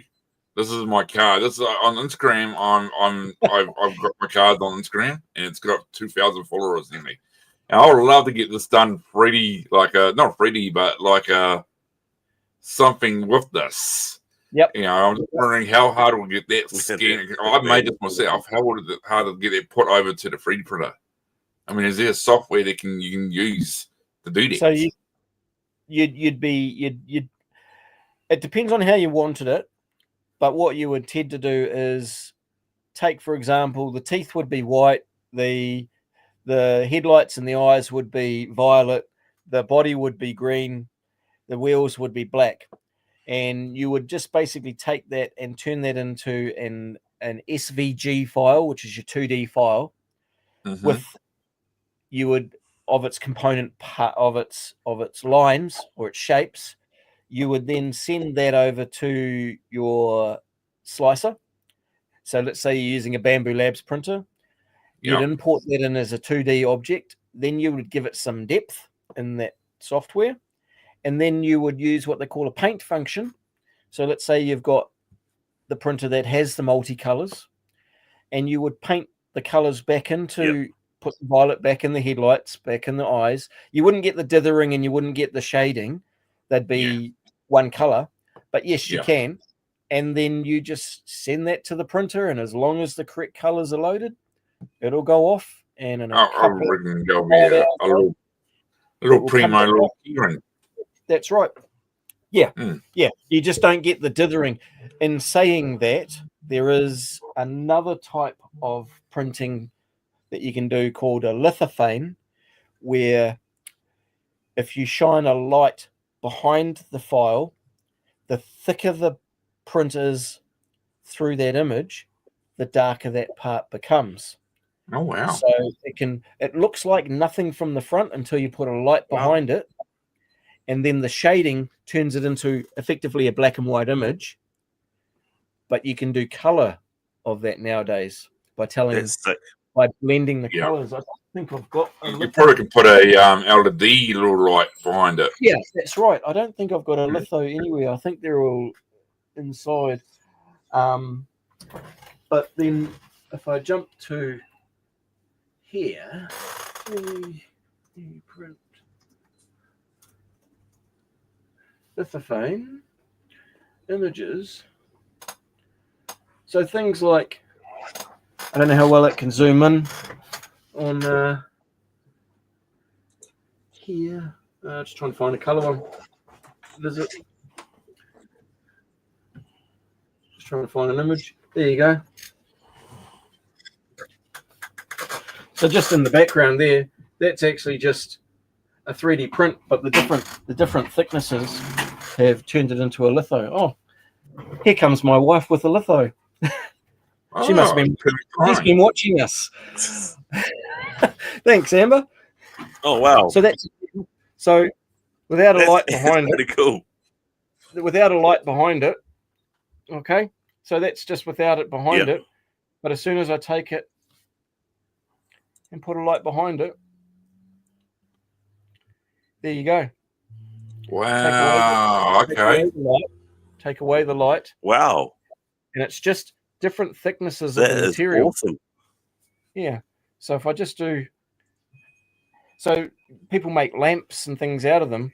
So when they're not on, they just look like that, just like that. Nothing there, nothing special. But then the magic comes out. And that's just a different thicknesses in the background. And those are the things that you can do with your 3D printer. Or you can get we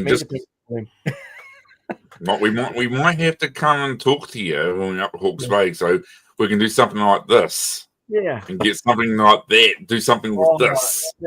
That would be easy as. because now there's the software in the litho generator, which basically tells the printer the to make darker or lighter, but you can print with the multiple colors. Yeah. So once you have I was going to say to you, how does That's multiple cool. colors work? This is a good example. Yeah, so multiple colors, basically on the printer you've got the printer, it's got one print head, and this is the Bamboo Labs AMS style, but you'll also have an AMS, which is a filament holder, which has 4 colors on it. Yep. And what it'll do is it'll print black. First layer of just the black bits of like you've got on that Barracks. Then it will pull that filament back and push through the green for the Barracks, where it's got that green background, and do that. Yeah. You can, it comes down to how many colors you really want. So you have to simplify it. So for the likes of that image, the Kiwi GI Customs stuff and the Barracks podcast and the flag and everything, no problem. Yeah. It would have an issue with the face unless you made that face one color, because there is shading in that color. I think you're talking about this little handsome chappy right there. That's correct. Yeah. So you could tell it to make it a caricature and take away a lot of, because you can, it really needs a solid color. Yeah, that's right. You can do now color mixing. Or your old school image. It's horrendously wasteful that way with the. Oh, my old image will be better actually. My old logo. But the likes of solid colors and everything like that, you could print that, and we could make one 256 diameter. So fill up a whole plate and just have one like that with all of those colors except the face color. So you could change to something else, but it will print that no problem whatsoever. Oh my god, that's almost like a plate plate. Yeah, wouldn't use it as a plate, but yes. But it'll be a perfect like banner on the background or something on a stand that you'd have. I print a lot of things for the wife. On a stand. Yeah. So let's say you had an A-frame or something behind you at a market, and that was sitting on there, and you had some product to sell or something there as an eye catcher. I think my main idea is probably up top here, where you see the top part. Oh, no, I can't do it. Have like old design, something like a little round where it can be done by a chain. That's where the stars are. Star there and a star on the other side. Have a chain where it can be hanging up on the wall.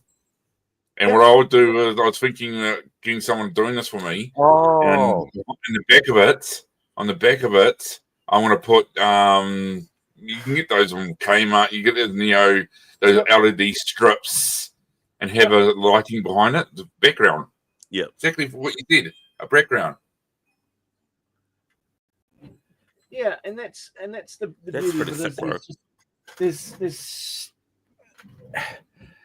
you can with these other printers like that more expensive one that you had up originally, the X1 or the P series, you can daisy chain the AMS 4 colors. You can actually have up to 16 colors, but you daisy chain the filament dispensers one after the other. The main thing is you got to remember that every color and every layer, it's got to purge out a bunch of crap to go to the next color. So they do become quite wasteful. But the end effect is if someone's prepared to pay to have that done, they don't care what the cost of the material is. They're paying by the hour for the machine time effectively, and my time to CAD it up initially. Yeah. But once I let it go, but the other thing is the print time can actually go up exponentially because every color change it's got to do is time. More detail. The more detail you got, the more it's gonna end up costing you. I thought I had more of them in here, but they're obviously everywhere else except in here of the multicolor sort of stuff. But the beauty, like I said, with the likes of it's like this was all as a graphic designer. Yeah. As a graphic designer, thing. you could make these sort of things, and it's probably going to be very cheesy, but you could have these printed and as like little giveaways for, and it goes, hello. Sorry. Oh, that's awesome. You know, little pop-up things like that with whatever you wanted as a business card logo type of thing. There you go. Ta-da. Those sort of things. People love that sort of naff. Yeah.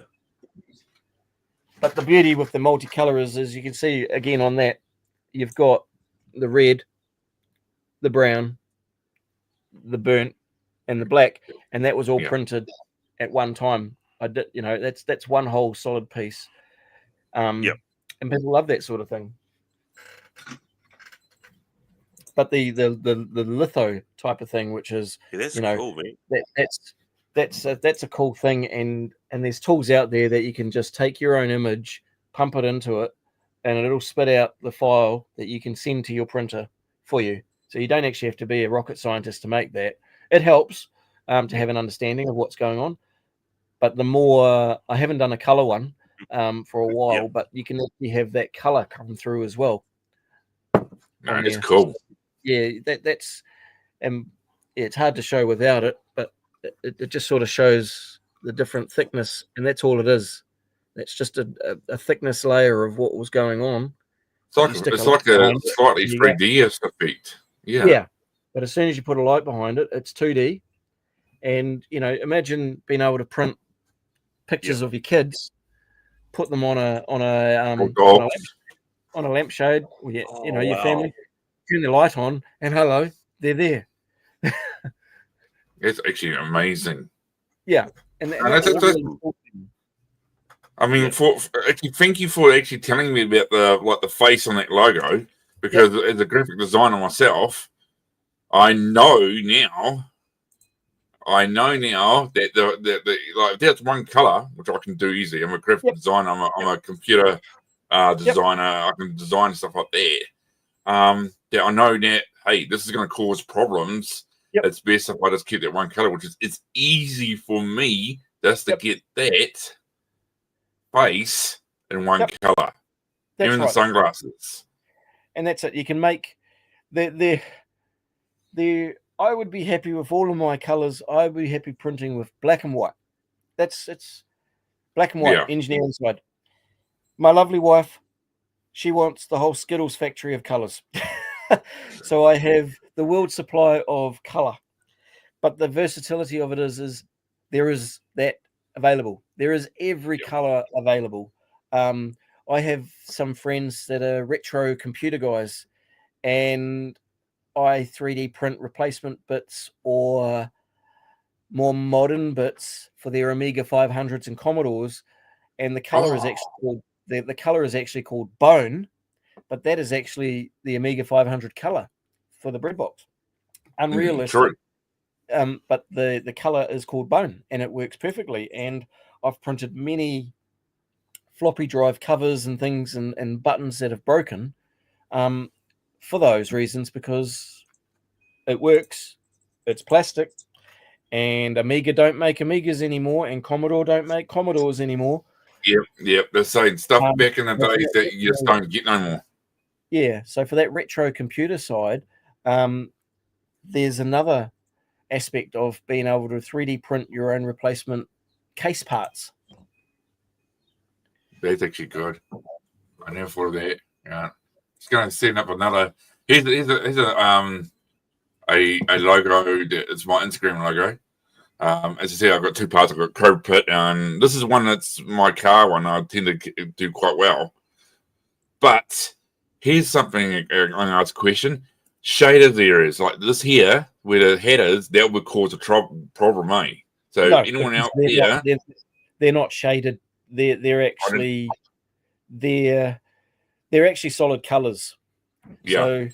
So where your mouse is right now, there's a gray and there's a black, and then further up there's a white, and those little white stripes further up on that cap, they'd just be white. Oh, so there you go, people. If as long as it's solid and it's not blending. In other words, if it's not blending, you're fine. Yep. When you zoom black and white, remind me of my logo here. Yep. So when you blend in, if you zoomed in too far, you'll see that image pixelates out on the lettering. The printer will do that, but once you go too far, it will ignore it to a point anyway. But no, you can print again. I'm just trying to find something that's. Oh, even that QR code there. Don't scan it. You'll get things like that. That's a joke. So basically, you put that somewhere, and people think, "Oh, it's free Wi-Fi," but it'll take you to get rickrolled.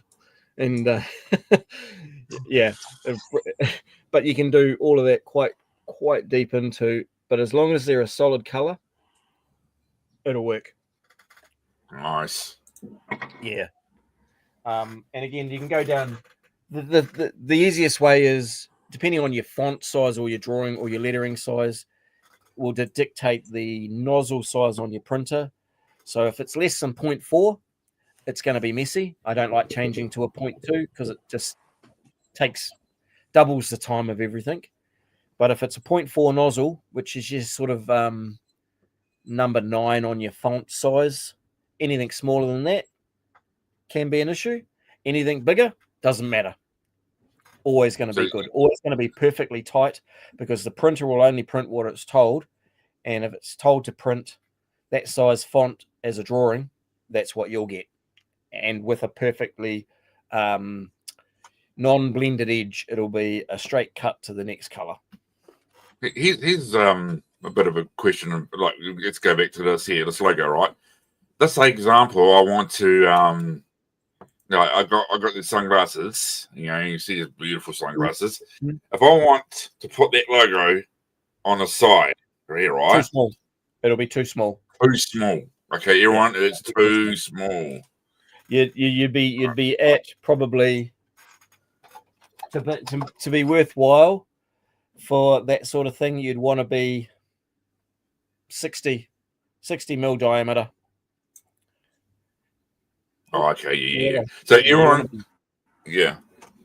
See, when you think down there, there's not enough resolution down that low. Nice. It won't look great. You could put a 0.2 nozzle on. No, it'll just be a blurry mess, because the printer can't print that small on a 0.4 nozzle. But if you put in a 0.2 nozzle, yes, but then you've pretty much tripled your print time and the possibility of a clog and a failure. You're trying to push through a lot smaller. That sort of thing, I would probably just get done as a vinyl decal printed and stuck to it. And to put on that. It'd be probably better just to do it that way, guys. A lot of people probably want to know and ask, you showed that cool, that really cool sort of, how can I say it? The thing you were showing us before, how it shows colors, and I noticed when you moved it, there was actually a bit of raised. How would how would you make this not 3D-ish, but a bit of raised around? How would you do that? To make it like this, or just to give it some to give it a bit of like what's the best way I can say this, guys? So just give me a second. The best way to do it is probably this. Your image there, what it would do is, if I sent it to the software, the black would be thicker on this. Yeah. And therefore you'd get the shadow. I was like thinking about something like this. See how this is? Yep. Like that, but you see it. I don't know if you can actually see this, guys. Oh, sorry. It's got like a like bit of lift up. I'm just thinking. So what I would do with that is, I would make a flat disc. So let's say a black disc. Yeah. As one part of the model. And then on another part of the model would be the skull and the hat and the writing. And then I would combine that in the CAD software so that the white and the skull would be raised, So what the printer would then do in the end, once I've sent it to the printer, is it'll print the black back, and then raised would do the white. Oh, so that's very. That's so good that you're teaching. Are you able to explain it to us? Because I always want to know how they do that. Yeah, so that would be broken into what they would call that is you'd make the black disc under the back, and then you'd take the letters and the fingers. This part here will come out where my mouse is. The black part, that would be the background. That's right. And then you'd take the lettering and the ring and the skull and all of that, and that would be another model that would be created. And what you would do, because you'd take that as a 2D image, and you would what they call extrude it, which makes it a thickness in the 3D, so in the Z-axis. And then you would combine that onto the black disc, and the black disc might be 2 to 3 mil thick. The lettering and the skull would be another mil thick. And then you would combine that file and send that to your slicing software. It would then print the black bit first, and then the white over the top, and that gives you the 3-dimensionality of it. Wow. Now, that's amazing. Or if you didn't want the 3-dimensionality of it and you just wanted the image, you could do it the other way, and you could tell it to do face down mode, so print upside down, and then that image, all the lettering and everything would be flush with the black. So it would be inside the black. So it would be a flat surface instead of a raised lettering. So there's many different ways that you can do to make it however much you want. A lot of people want that 3-dimensionality of it, and you can go at whatever thickness you liked, really. But that's the process that I would do. Is I'd have a black back. I'd take the white part, extrude it to a thickness, stick it on a black disc or whatever color that you had, combine the two, and then send them to the slicer and tell your printer to go mental. Wow, so there you go, guys. You don't have to have a black background. You can have any color background you want if you're making a picture like this. Or you could be even, just looking at it. Let's say you could make, instead of that black background as it is, let's say you made that background multicolored of a circular disc that looked like flames that were flush. Oh. And then you drop that white 3D part on top of that in the software. And so you've got a flame black disc that's all flush with the writing and the skull and the hands 3-dimensionally above it. Yeah, because got to have the South Africans called a finger a zipper. Yep. Did you know that? Yep. And then you could simply put on the back of it if you really wanted to, and hide it. You could have a Hello Kitty sitting in there. Of course you could. My baby would like that. My girlfriend would like that. And that's the beauty. She's into Jam. She's into Jam and she's into Hello Kitty. See, I've printed a lot. My wife, she loves earrings, and I've printed lots and lots of different earrings and things. So yes, she has Jim and the hologram earrings, and yes, she's got Hello Kitty earrings. Yeah, my girlfriend, she does. My girlfriend will leave the house with no makeup on. She don't care. She'll leave with but she never ever don't leave the house without earrings on. And actually, I never thought of it as an idea. And the thing is, you can jump on Temu and buy all the mounting hardware for earrings and key rings. Yeah. You get all those, so you add value. So that's the thing. If you can get good enough with your process and getting the prints consistently good, the world's your oyster. You can just print stuff and put the mounts on them and take them to the markets, and off they go. You can have a whole thing of different earrings and things that you've created or you've designed. You've turned in, you've taken out of a 2-dimensional world on the computer, digital world that you made, and turned them into a 3-dimensional object that you can sell. And that's the really cool thing. Just having neat little stuff like that, and having the capability of doing it, as well as making the dumb stuff. I'm more. I don't want to sell stuff. I just want to. I love making stuff. I love making custom stuff for myself. Yep. I would say, bro, more. You say the dumb stuff, but really, it's probably more for our male mental health. Yeah, we do it. We know it's like it seems stupid, but you go, well, I've made this and I've got a big kick out of it, and I feel pretty happy. Yeah, and that's it. Like, there's some things that I find that I have designed or put together, and I'm like, oh, this is far too hard. Oh, I just don't know how I'm going to do it. And then I've made it and I've printed it, and someone's gone, that's actually really useful. Thank you for that. Can you do something to this to make it better? Oh, here we go.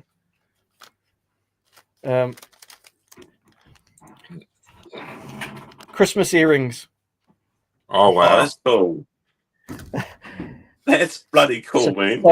So everybody can say hello to my wife, because she's obviously watching. Amber's out there watching, and she's coming back. That's awesome. That's amazing. That's awesome. That is. Do you know what, mate? I think I'm gonna have to seriously have to make a visit up there anyway pretty soon. Hello, Kitty. Hello, Kitty. No, I'm gonna have to show you this. Yeah, I'm gonna seriously make a visit up there anyway to check on my oldest brother. But I'll leave early and make sure nothing's in the pipeline for us to do a show, bro. Or we might do a show on Sunday if I go see him on Saturday. We'll do a show from here. Yeah, actually, you can go and cool. do a quick tour. You can all sit in the shed show. But those things that I've made or found an image or a 2D drawing, again, the software is there to turn it into 3D printable, to take it from 2D, to give it a thickness, to paint the colors in, run them through there, send them over there, put them in there on a table, and you can make money. You can sell them. You can sell them at markets. And that's market barrier. I fairs out there. You know, there's quite a bit of stuff that is able to do that. And again, like, we've done a lot of those gnomes that are up there because people like to see something that's funny, a little bit rude, a little bit of a talking point, and lowbrow dudes like us will have a good laugh. And look at that, you know, that's pretty funny. That gnome standing there doing the finger, that's actually pretty funny. And the wives will be like, "Oh my God, what's wrong with you?" It makes us happy. Yeah, it does. It's something. It does. As mental health for us, that just takes. That's actually quite funny, and we're not thinking about what's on the news at the time, because while you're watching the news, you know that there's a glow-in-the-dark gnome sitting on the front lawn, doing the fingers at some guy in his Ranger that's driving past. For me, it would be just a beautiful thing to go to work at 11 o'clock, go past my garden and see stuff like that. And that's it. You know, that's it. And that's the cool thing with it. And it's just having that capability and being able to have a fun time with it and not stress about the prints failing because you're learning something. You know, you got halfway through a print and that was a 24-hour into a 25-hour print, and it fails, and you're like, well, you go back and you fault find and you find what caused it to fail, and you've learned something. And that's the beauty of it. It's come up with the live streams at the moment. So obviously the laptop failed, and I'm on the iPhone now. And that's much better, because the one thing that you can see with the iPhone is you've got a much better resolution going. You're a lot clearer now. You're on the iPhone now, bro. I was going to say, you look way better. The other camera you're using, crap. This one here, way superior. I don't think it's crap, bro. I think it's probably part of what your broadband is doing. Crap. It's not crap. Bro. You look way better now. It's not crap. You look like you just went a few rounds with your missus. Your face was red. My face is always red. It's called rosacea or some shit like that. Rosacea, you got it from Mum. Yeah, I got that. So, But no, it seems to. Well, I think it's. Well, no, I use the self-same camera at a few. Mind you, I was using my laptop, so I was going to swap the laptops over. Sorry, Yeah, sorry, Mum. could be that, bro. Nothing wrong with your laptop, but it's probably not best for live streams. Yeah, you find a lot of webcams in your Don't like laptops. some computers. They aren't great a lot of the time. We used Yeah. to call them potato cams in the business because it's like you're looking through a potato peel. Yep. And Apple were the worst for it when they had their eyesight cameras. They thought they were great, but they were horrendously crap. And Yep. you know, it's only since they've started putting their iPhone cameras in their laptops that stuff, image quality on their laptop has become a lot better because they didn't think it was relevant, but it is because a lot of people do this. Yeah. You know, and that. Yeah, and I use my old Samsung phone, the one before I got my new one. I thought I'm not going to get rid of it. I'm going to use that. And actually, I find that's the best camera for me because I can detach it off. I can take it off the mount. I can follow it everywhere I want. And like Instagram, sometimes I do Instagram here. I just use this camera. I just tilt it this way for Instagram. Oh, it doesn't work for you guys, but I can tilt it for portrait mode. I can just because Instagram you have to have it that way, which for YouTube you have it this way, and that's why I love my phone. That's why I kept it. I had the other camera, and I'm like, you know. Now, another thing I want to come up to you, bro. Like we've known each other since high school. Yeah, I have no idea. I have no idea that you were into Transformers and Star Wars and all that, mate. Well, that's the thing. You know, you were at school, mate. You were doorknob at the time. That was the nickname we called you because Spoon was taken. Yeah. So we called you doorknob. And that's a term of endearment from stupid old boys like us. Yeah. And the beauty of it is, none of us knew that you were comics and G.I. Joe. None of us would have had any idea. Or trying to get into the army as well too. Yeah, that's right. On my birthday, when I turned to the legal age to get in the army, I applied to get in the army and I failed. Yep. Yeah. So I kept that within myself. Yeah. Well, that's the thing. When I went to do cadets. Yeah, you said that. Which we'd talked about. Yeah. I only went, and I was the only one that passed the test. I only went at school to get out of history because I didn't want to do. I just hated it. And I went, this is an easy way of getting out of class, except it backfired on me. And I passed, the bunny boiler test and the IQ test and the physical test and then ended up doing it. And I'm like, damn. So now I'm wear the red grey. And that was, as we said, it was not a fun time. It was an experience, but it was not a fun time because of the way that the late 80s, early 90s were in the New Zealand Army, which was you were bullied because you were the lowest of the low, being a cadet. Yeah. And the hazing and everything that went on and the different mentality of how discipline was done. There was the official discipline, or you were taken around the back of the barracks and given a kicking. That's just the way it was. Yeah, sure. Then I think we were maybe the second to last intake for the cadets. And then I got out. Whereas my late brother, he went in straight out of Hastings Boys, and Dean went in as infantry and went all the way through, and he was great at it.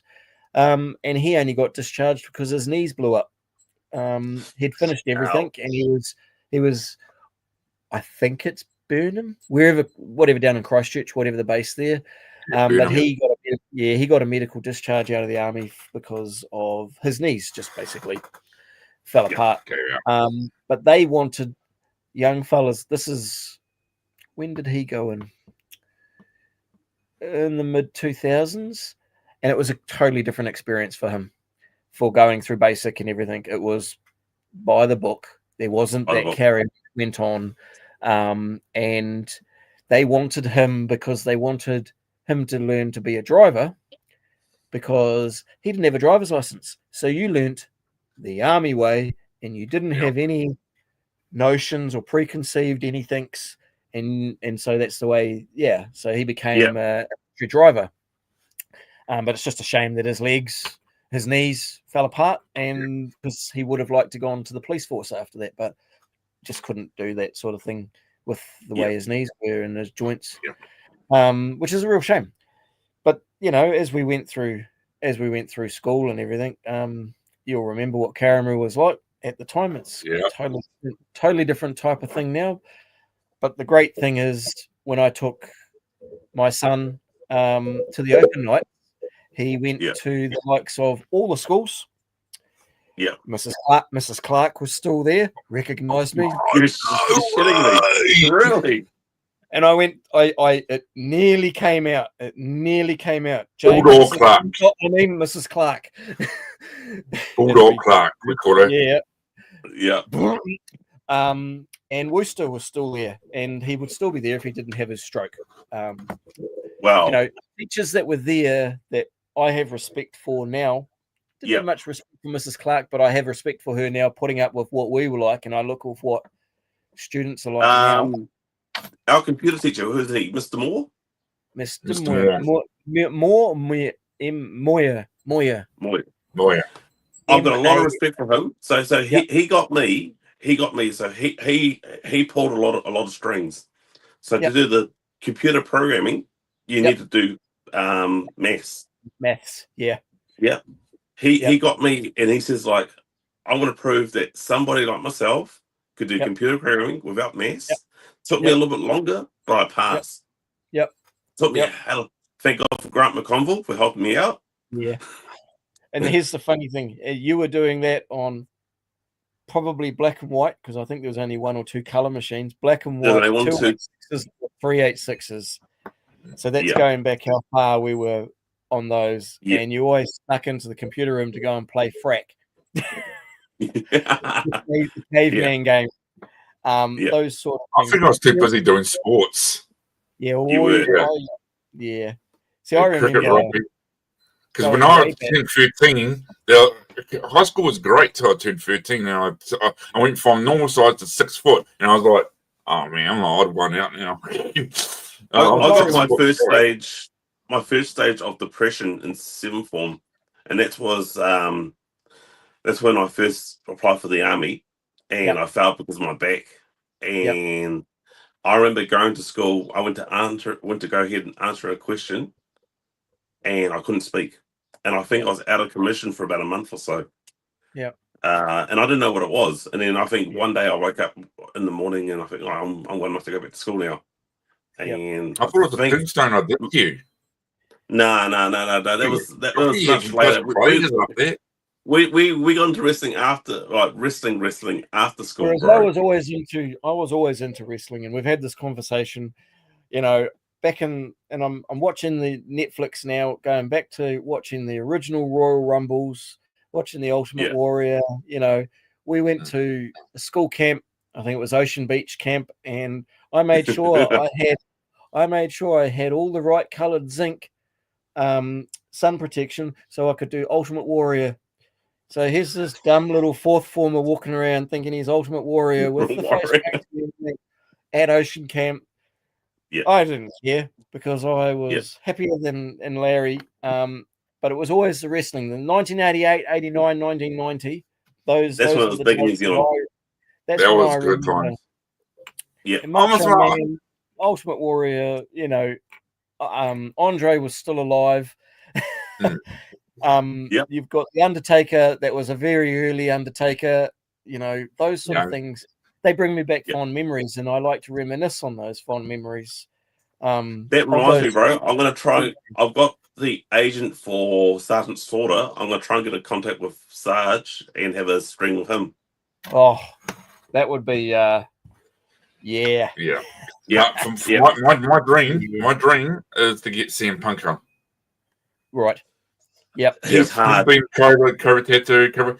That he's actually the guy who pretty much came up and just slapped me back into wrestling. I love the 80s, I love the 90s, and I was like, after Stone Cold and Bret Hart was my man, my main guy. Bret Hart. He was my main guy. As you talk about Warrior, I like them too.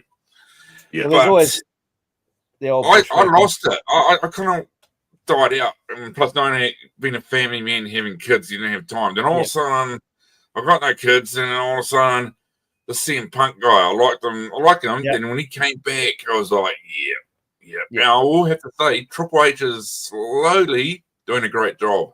Being an ex-wrestler, the storylines are not as bullshit as it was that's when it went wrong. Vince McMahon kind of I liked all the real over the top stuff, just the real stupid stuff that they did way back then before it went all a little bit too serious in the cage and the attitude, the wire and all of that. But then I really enjoyed the just the characters, Lady Elizabeth. Oh, Lady Elizabeth. Sorry, Amber. I know you're watching this. That just you're a dumb teenager that's just looking at this and go, "Oh, Lady Elizabeth." Just before women's wrestling, and then now I'm watching Glow. You're watching that Netflix series Glow, and you're like, "Man, that's pretty cool." But then you just think of the older days of the TV that you watched, on the Friday night and stuff, with the likes of the Knight Rider and the A-Team and the Magnum PIs and all of that sort of stuff. It just brings back fond memories of hanging with your schoolmate and going and doing stupid stuff after going for midnight walks, through the Havelock North and stuff like that. Just having a good time about it. Go to river and do wrestling stuff there, and that's right. Or you jump on the trampoline and you're trying to do wrestling moves on the trampoline, and you accidentally flick your mate in the balls, and just having a big laugh. Those were the days of being young and stupid, and then I reckon we've all grown up. I think wrestling actually helped me because after I couldn't get in, I became real quiet.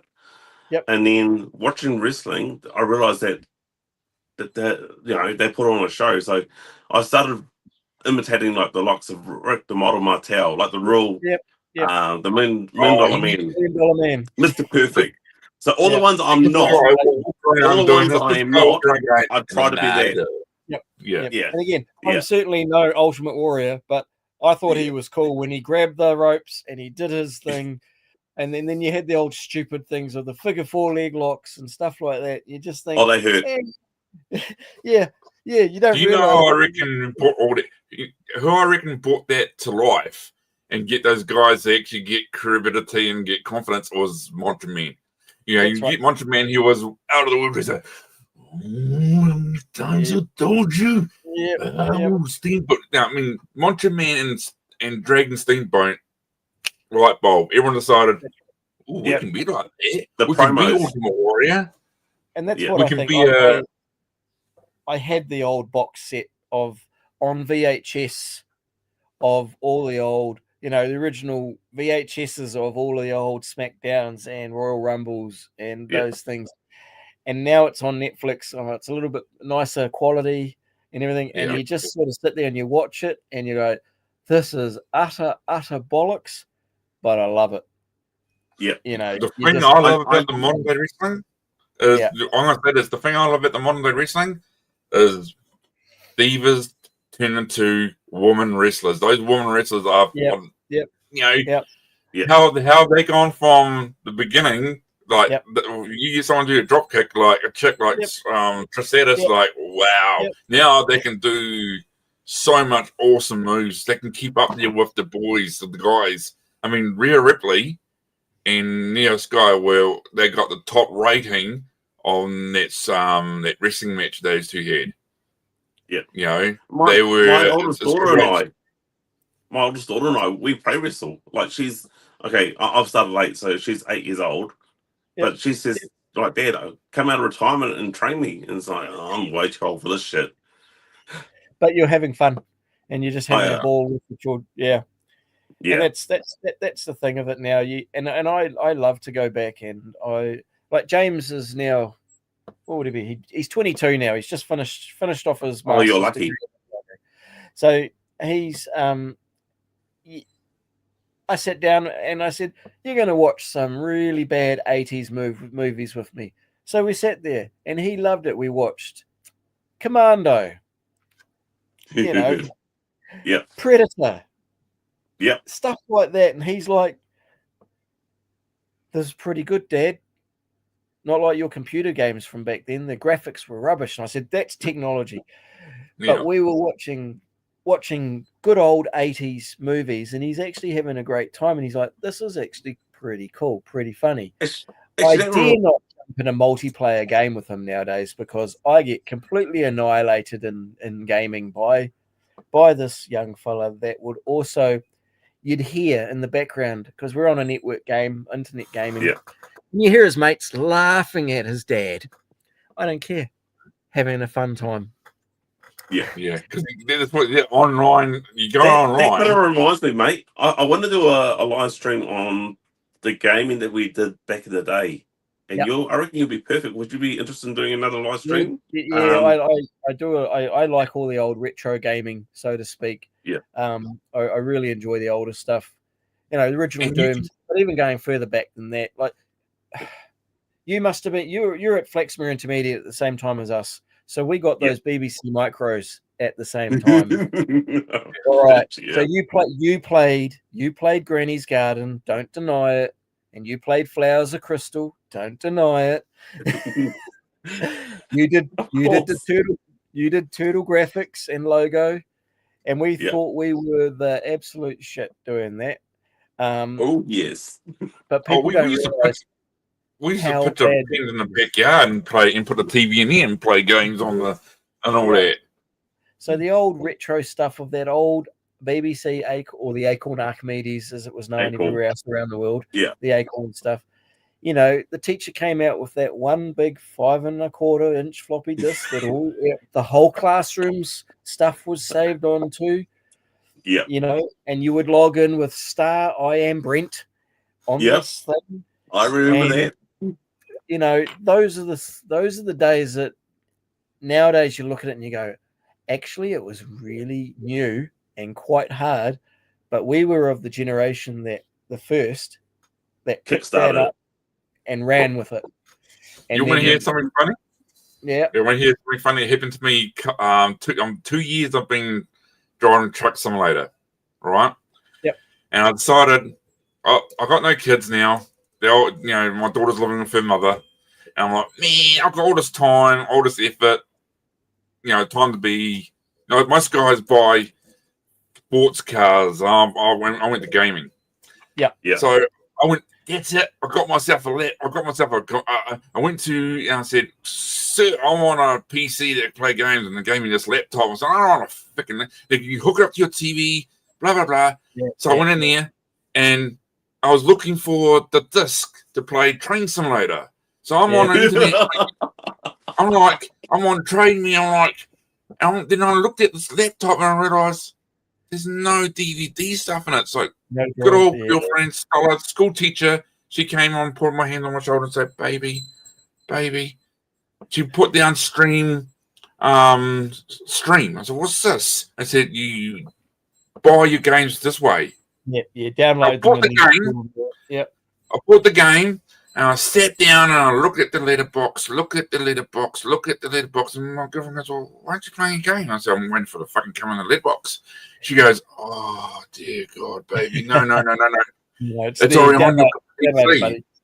And when she did it for me, I was like, yeah. You know, I got a Nintendo Switch that you can actually, actually purchase the game online. I'm like, man, I'm old. Well, that's the thing. I've gone from PC gaming where in the early 2000s, late 90s, 2000s, where I was building my own computers, whereas as a hobby, now I play on the Xbox because all the stuff that I want is on Xbox, and the games that I like nowadays, I like the first-person shooters. I love Halo and I love Doom and all of that. But now I go for the slightly lower, slower survival game where you're dropped into an environment for whichever, and you try not to die while building your base and building your stuff. And I know how you feel. I find that these youngsters, you drop down and you go into like Call of Duty. I'm like, what did you kill? Come on, I even got my rifle up. Bang. And that's the thing. Like with those online, like I like PUBG. I don't like Fortnite, but I like PUBG because it's more real, less dancing. No, I don't like Fortnite. But I had a rule when James was a kid, and I had no problem with him playing the ultra-violent first-person shooters, but he was playing Doom or Unreal. He was only allowed to play games where you were shooting monsters. They're not real. Yeah, it was that suspension. He was not allowed to play Counter-Strike. He was not allowed to play shooting people, that sort of stuff. He wasn't allowed any of that Soldier of Fortune stuff. So he came out quite balanced in the end, I hope, that with that suspension of he could play these games, but it was monsters. That was different to people. And he got quite good at it. And now he wipes the floor with me on anything. But that's how I sort of did the monitoring of what he was allowed to play, because with monsters and things, they're not real. There's a suspension of reality there. And once he got to the age of being 18, 19, do what you want. You're an adult. But just I didn't have an issue with that sort of stuff. And that's how I sort of felt as myself growing up. We didn't have the reality of the graphics that you have nowadays.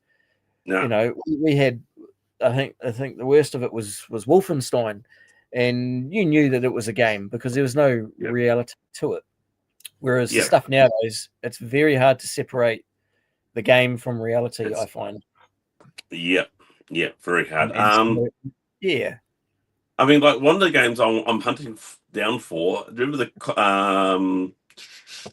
Desert Strike game with the helicopter? Yes. Yeah. It'll be there.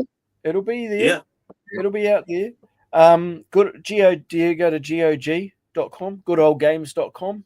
Good old games. Yeah. GOG, all of those. But then there's finding on the older hardware is getting it to run on it.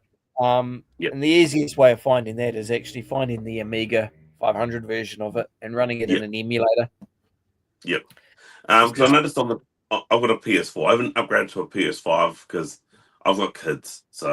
And also I don't game as much as I used to. Yep. But when I have gamed, I've downloaded the Sega Mega Drive collection, and I thought the Desert Strike, Jungle Strike, Urban Strike collection game was really good. I mean, the graphics was shit, but it was a good game. Yep. See, that's the thing. I really love the old console stuff. So exactly. I was more Sega than Nintendo. So Sonic, all the Sonics, all of those in the Mega Drives, in the Master System, in the Sonic CD, the Mega 32, all of those. Stuff. And I wish I'd kept all collector stuff now.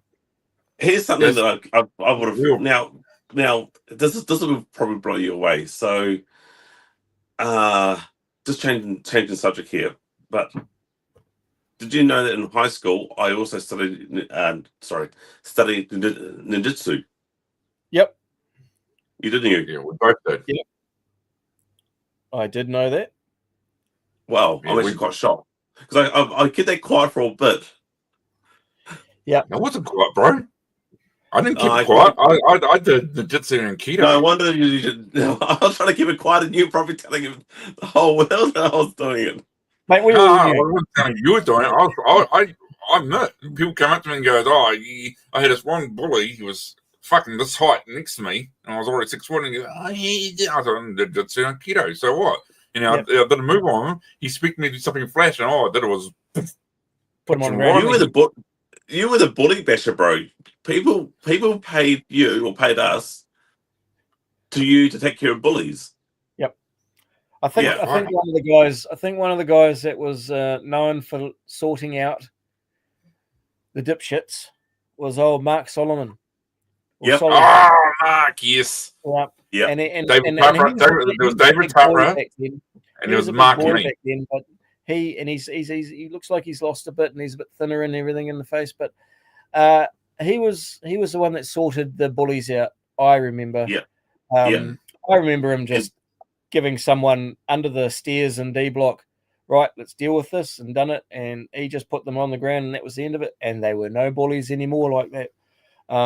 They tended to disappear. He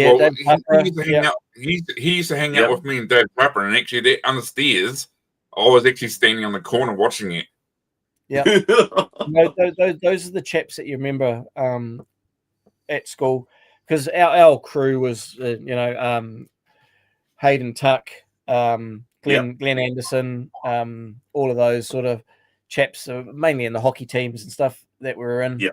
But the thing is, I was in the first 11 hockey team. Why is that? Because there was only 11 players for one, but I was also the goalkeeper, and I loved it when the Lindisfarne boys would rush the keeper, and I'm like, come on, I'm wearing the pads. So let's do this. I'm not going to lie, I'm slowly remembering you. And the only reason all these names are good, but I'm going to let you know, a couple of years ago in 2018, I suffered a major an accident that left me brain damage for a long time. So I lost memory. Yeah. So when Ken was talking about it, I was like, I lost my memory. And it's good catching up to you and talking about names because now I remember everything. Funnily enough, it was that year, that time of New Kids on the Block and Milli Vanilli, but it was all the girls that we were interested in the time. So there was the likes of Pamela Battersby and Angela Bell and Tolly Carson and what was Louise Griffith and Janine Cash, all of those girls, and there's Effie Carlos and things that I keep in contact with from school and stuff. And you say g'day, and it's cool to have those old acquaintances popping back up in your life now. 35 years later. 35 years later. Yep, exactly. Yeah. Yeah, that's insane. That's where it comes down to. It's having the old friends that went off, lived their lives, and then catching up with them. The likes of Dino Carlos. He was in the hockey team. He was a year ahead of us. Yeah. He's the drummer for some of these Dunedin bands. He's well known, famous. Michael Brooks. Oh, Brooksies, and his mum, cafeteria lady. Exactly. And then there's Martin Bishop, and his mum was the other cafeteria lady, Mrs. Bishop. She'd never give you anything for free from the cafeteria. Nope. Bag. But all those old people that you remember from school, and like I said, there was the teachers that you remember really well, and that were good teachers. And Wooster especially was a good teacher. Mr. McDonald was a really good teacher. Pettigrew and his wife. Yeah. She was my team. And then you go the ones that were not so great, that you remember, and you're like, you were just there getting a paid. Costa. Oh, Costa. He was a shocker of a teacher. No. I'm not going to comment. No. He was my teacher, Mr. McSkimming. McSkimming was all right. He was my could understand a word of English. Yeah, but what about Timpson or Mr. Clark with his eyes? Constant. And his eyes, and he'd grab you and go, "Don't you ever come back in my class again?" And I'm going, "Sir, I don't know who you're looking at right now, but why are you shaking me?" They can't touch kids these days, which is a crying shame. Mr. Fielding. That's what I remember of, and Mr. Field. I wouldn't have been as good at science as what I am now if I didn't have Mr. Field. And Mr. McDonald was my home teacher, and you they come up to you on the street and you go, "G'day, Mr. McDonald, how are you?" And they're like, "I remember you, and you were in my class, and you were actually one of the ones that tried to learn. if you know what I mean. And the teachers that took the effort with you have the most impact with you. I don't know what syndicate you were in at Flaxmere Intermediate, but I was in Syndicate C, and I had Mr. Bookhurst, and he was the best teacher ever that I could imagine. I'm still intermediate. The only time I'm finding it hard to remember from Flaxmere Intermediate, he was the one that he invented Coxie Ball. Yep.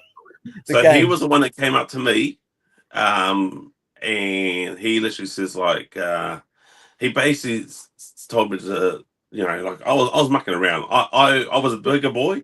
I was a big fish in a small pond.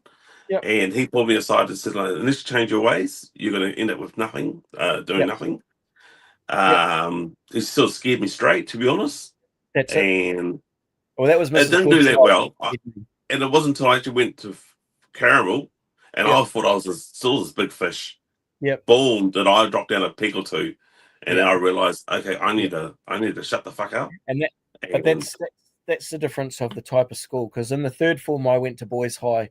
And I hated it. I was absolutely just a horrible, horrible place. And then I went to Karamu from the fourth form onwards, and it was a good school. It was a good school. It fitted. I had no chance of getting any academics at Hastings Boys of anything because you were just railroaded. If you weren't into sport, you just got steamrolled into nothing. But I went to Karamu, and I made sure that I did hockey as a winter sport. I didn't really do a summer sport, but I went to Karamu, and I wanted to do cook because I wanted to be a chef. I wanted to do cooking, and Boys High didn't have a cooking thing. So what's old Karamu got? Mrs. Hubbard, and I always stole from her cupboard. Mrs. Hubbard and I always stole the milk powder from her cupboard. I took cooking. She identified that I had a talent with the cooking side of things. And so I did the sixth form cooking certificate as well as school certificate in home economics and things, because that was where the opportunities were. And I did the practical cooking, and I got all A's in that because of the good teacher that you had. And, we always give the Mickey to Mrs. Hubbard, but all credit to her. Even if her wig did fall off, she was a good teacher. Bro, can you read it out? I can't see with the iPhone, unfortunately. He's just saying, howdy, fellas. Kiwi Ranger. Sweet. Cheers, bro.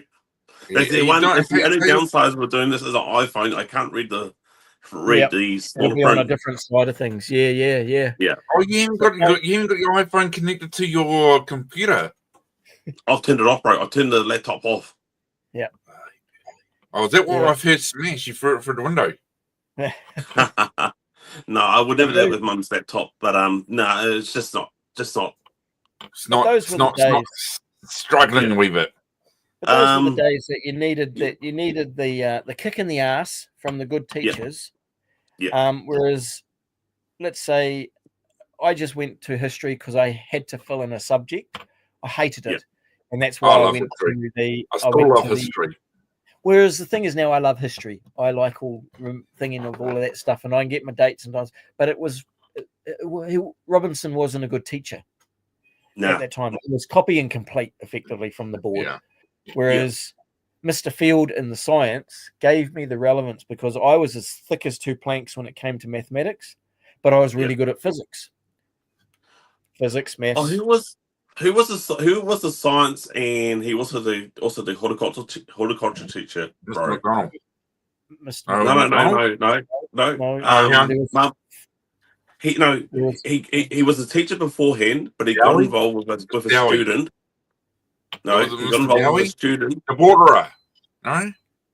Dowie. I only remember Mr. Field, and there was Mr. Kirsten who came from Havelock High in the fifth form year.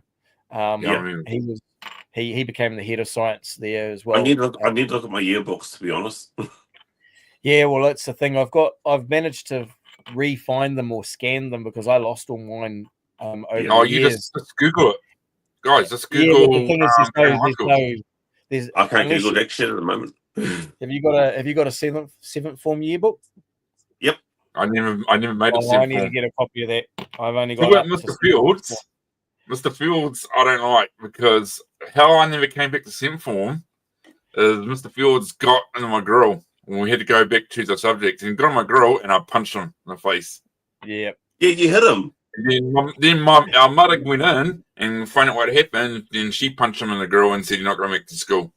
Because he was trying to tell me that this is what you're going to do. And I said to him, "No, that's not what I want to do. This is what I want to do. I got two options of being a truckie or a nurse like my mum or my dad, but I want to be in the French Foreign Legion because I was studying history, French, and all that stuff." And he goes, "That's not going to get you nowhere."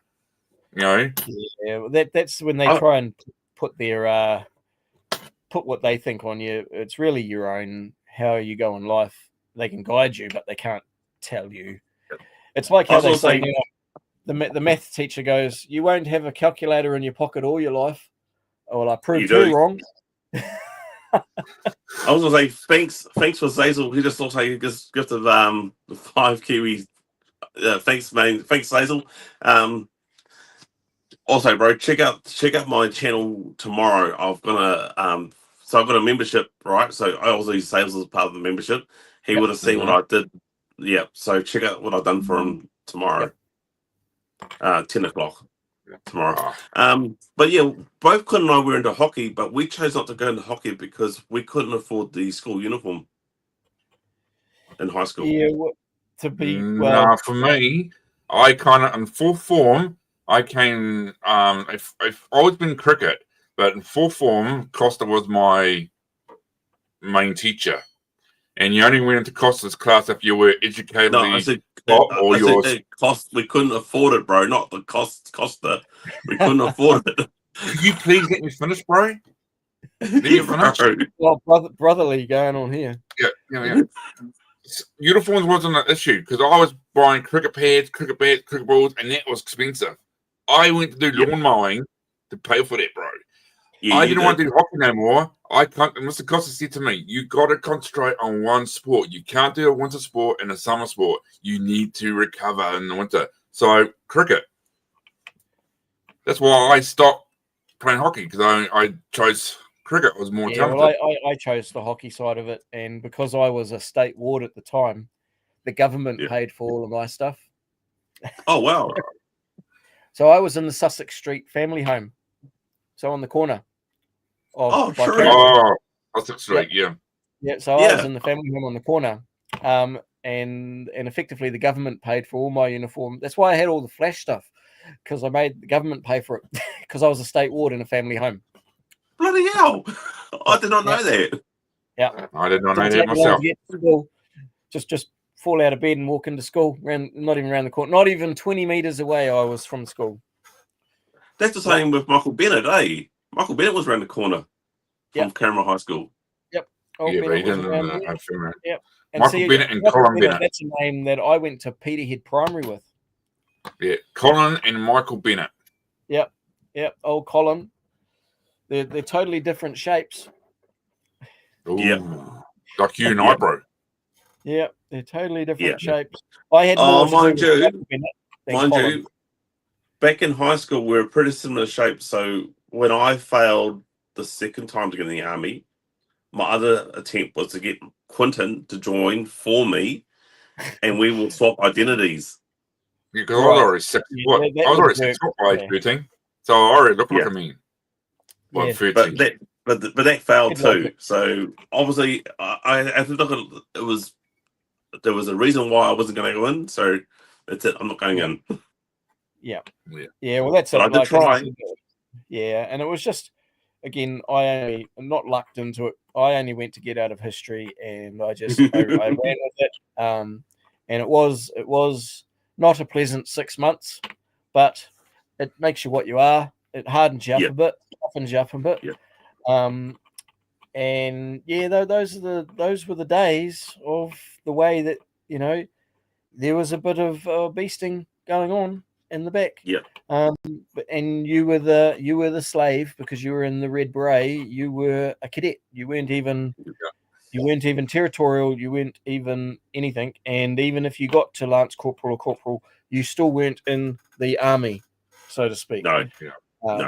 And that's the and as long as they've changed it, then great. But Nowadays, I think think boot camp will sort a lot of these ones out today, but I don't know how they would have coped back when we went. Do you know what? I've said it before and I said it again. And if I had the brains to become a fucking politician, I'll go back and take away the anti-smacking law. That's why there's a lot of. I'm not saying beat the crap out of our kids. There's a difference between a corrective smack on the backside and beating them to a pulp. Yeah. There's a big difference, and the problem is some people don't know that difference, and that's why they had to legislate it in and make it a criminal. And there's no real hard way around it. It's either that or that, because people can't find the happy medium in between that. Yeah, and that's why there's a lot of young crimes now, because they can get away with blue murder. You think about it, I was at Boys High in the third form, which was 1988. That was the last year of the cane. Yep. You didn't play up because you did not want the cane. Nope. Nowadays, they play up because there's no real consequence. Oh, we're going to suspend you. Great. Day off from school. I don't care. Yep. And they become self-entitled too. Yeah. But you knew if you were going to Mr. Matthews or Mr. Chew's office and you were getting the cane, and the thing is you were told you were getting the cane at 2:15 that day. Think about it. You're sitting there from 9 o'clock in the morning waiting to get your caning. Yeah. I didn't get the cane, by the way, but imagine that. You did not play up. That was the difference. Sure, my brothers have said they've had a power cut. Yeah, probably. Yep. Wellington, yeah. Hey, mate, and after those storms. Yeah. Well, look, hey, that's right. I'm going to have to knock it on the head because we were invited out for dinner, so I'm going to have to. That's right, mate. I want to start unpacking this old laptop and bring my other laptop and I can hear my kids are home anyway. So really, thanks, bro. I want to get back to you and sometime in the future and talk about that video game stream. Yeah. I'd be all over that like flies on a rare. I love the old retro stuff. Yeah. Much to my wife's. Hi, Amber. I know you're watching. much to her. She has her things, and I like all the old stuff. And I really enjoy old 80s TV, 80s, 90s video games. Yeah. And I'll be all over that. Love to jump into a stream on that too. Sweet. There'll be like a group of us for that too, actually. Great. Yeah. Awesome, mate. All right, so I'm going to end this. In the background. I think I can end it by the iPhone. Yeah, I can. I see the M. I just saw the M button. So it's everybody. Catch you later. Thank you so much, guys. Yeah, awesome. until next time. Look forward to next time. See you later. Yeah, see ya.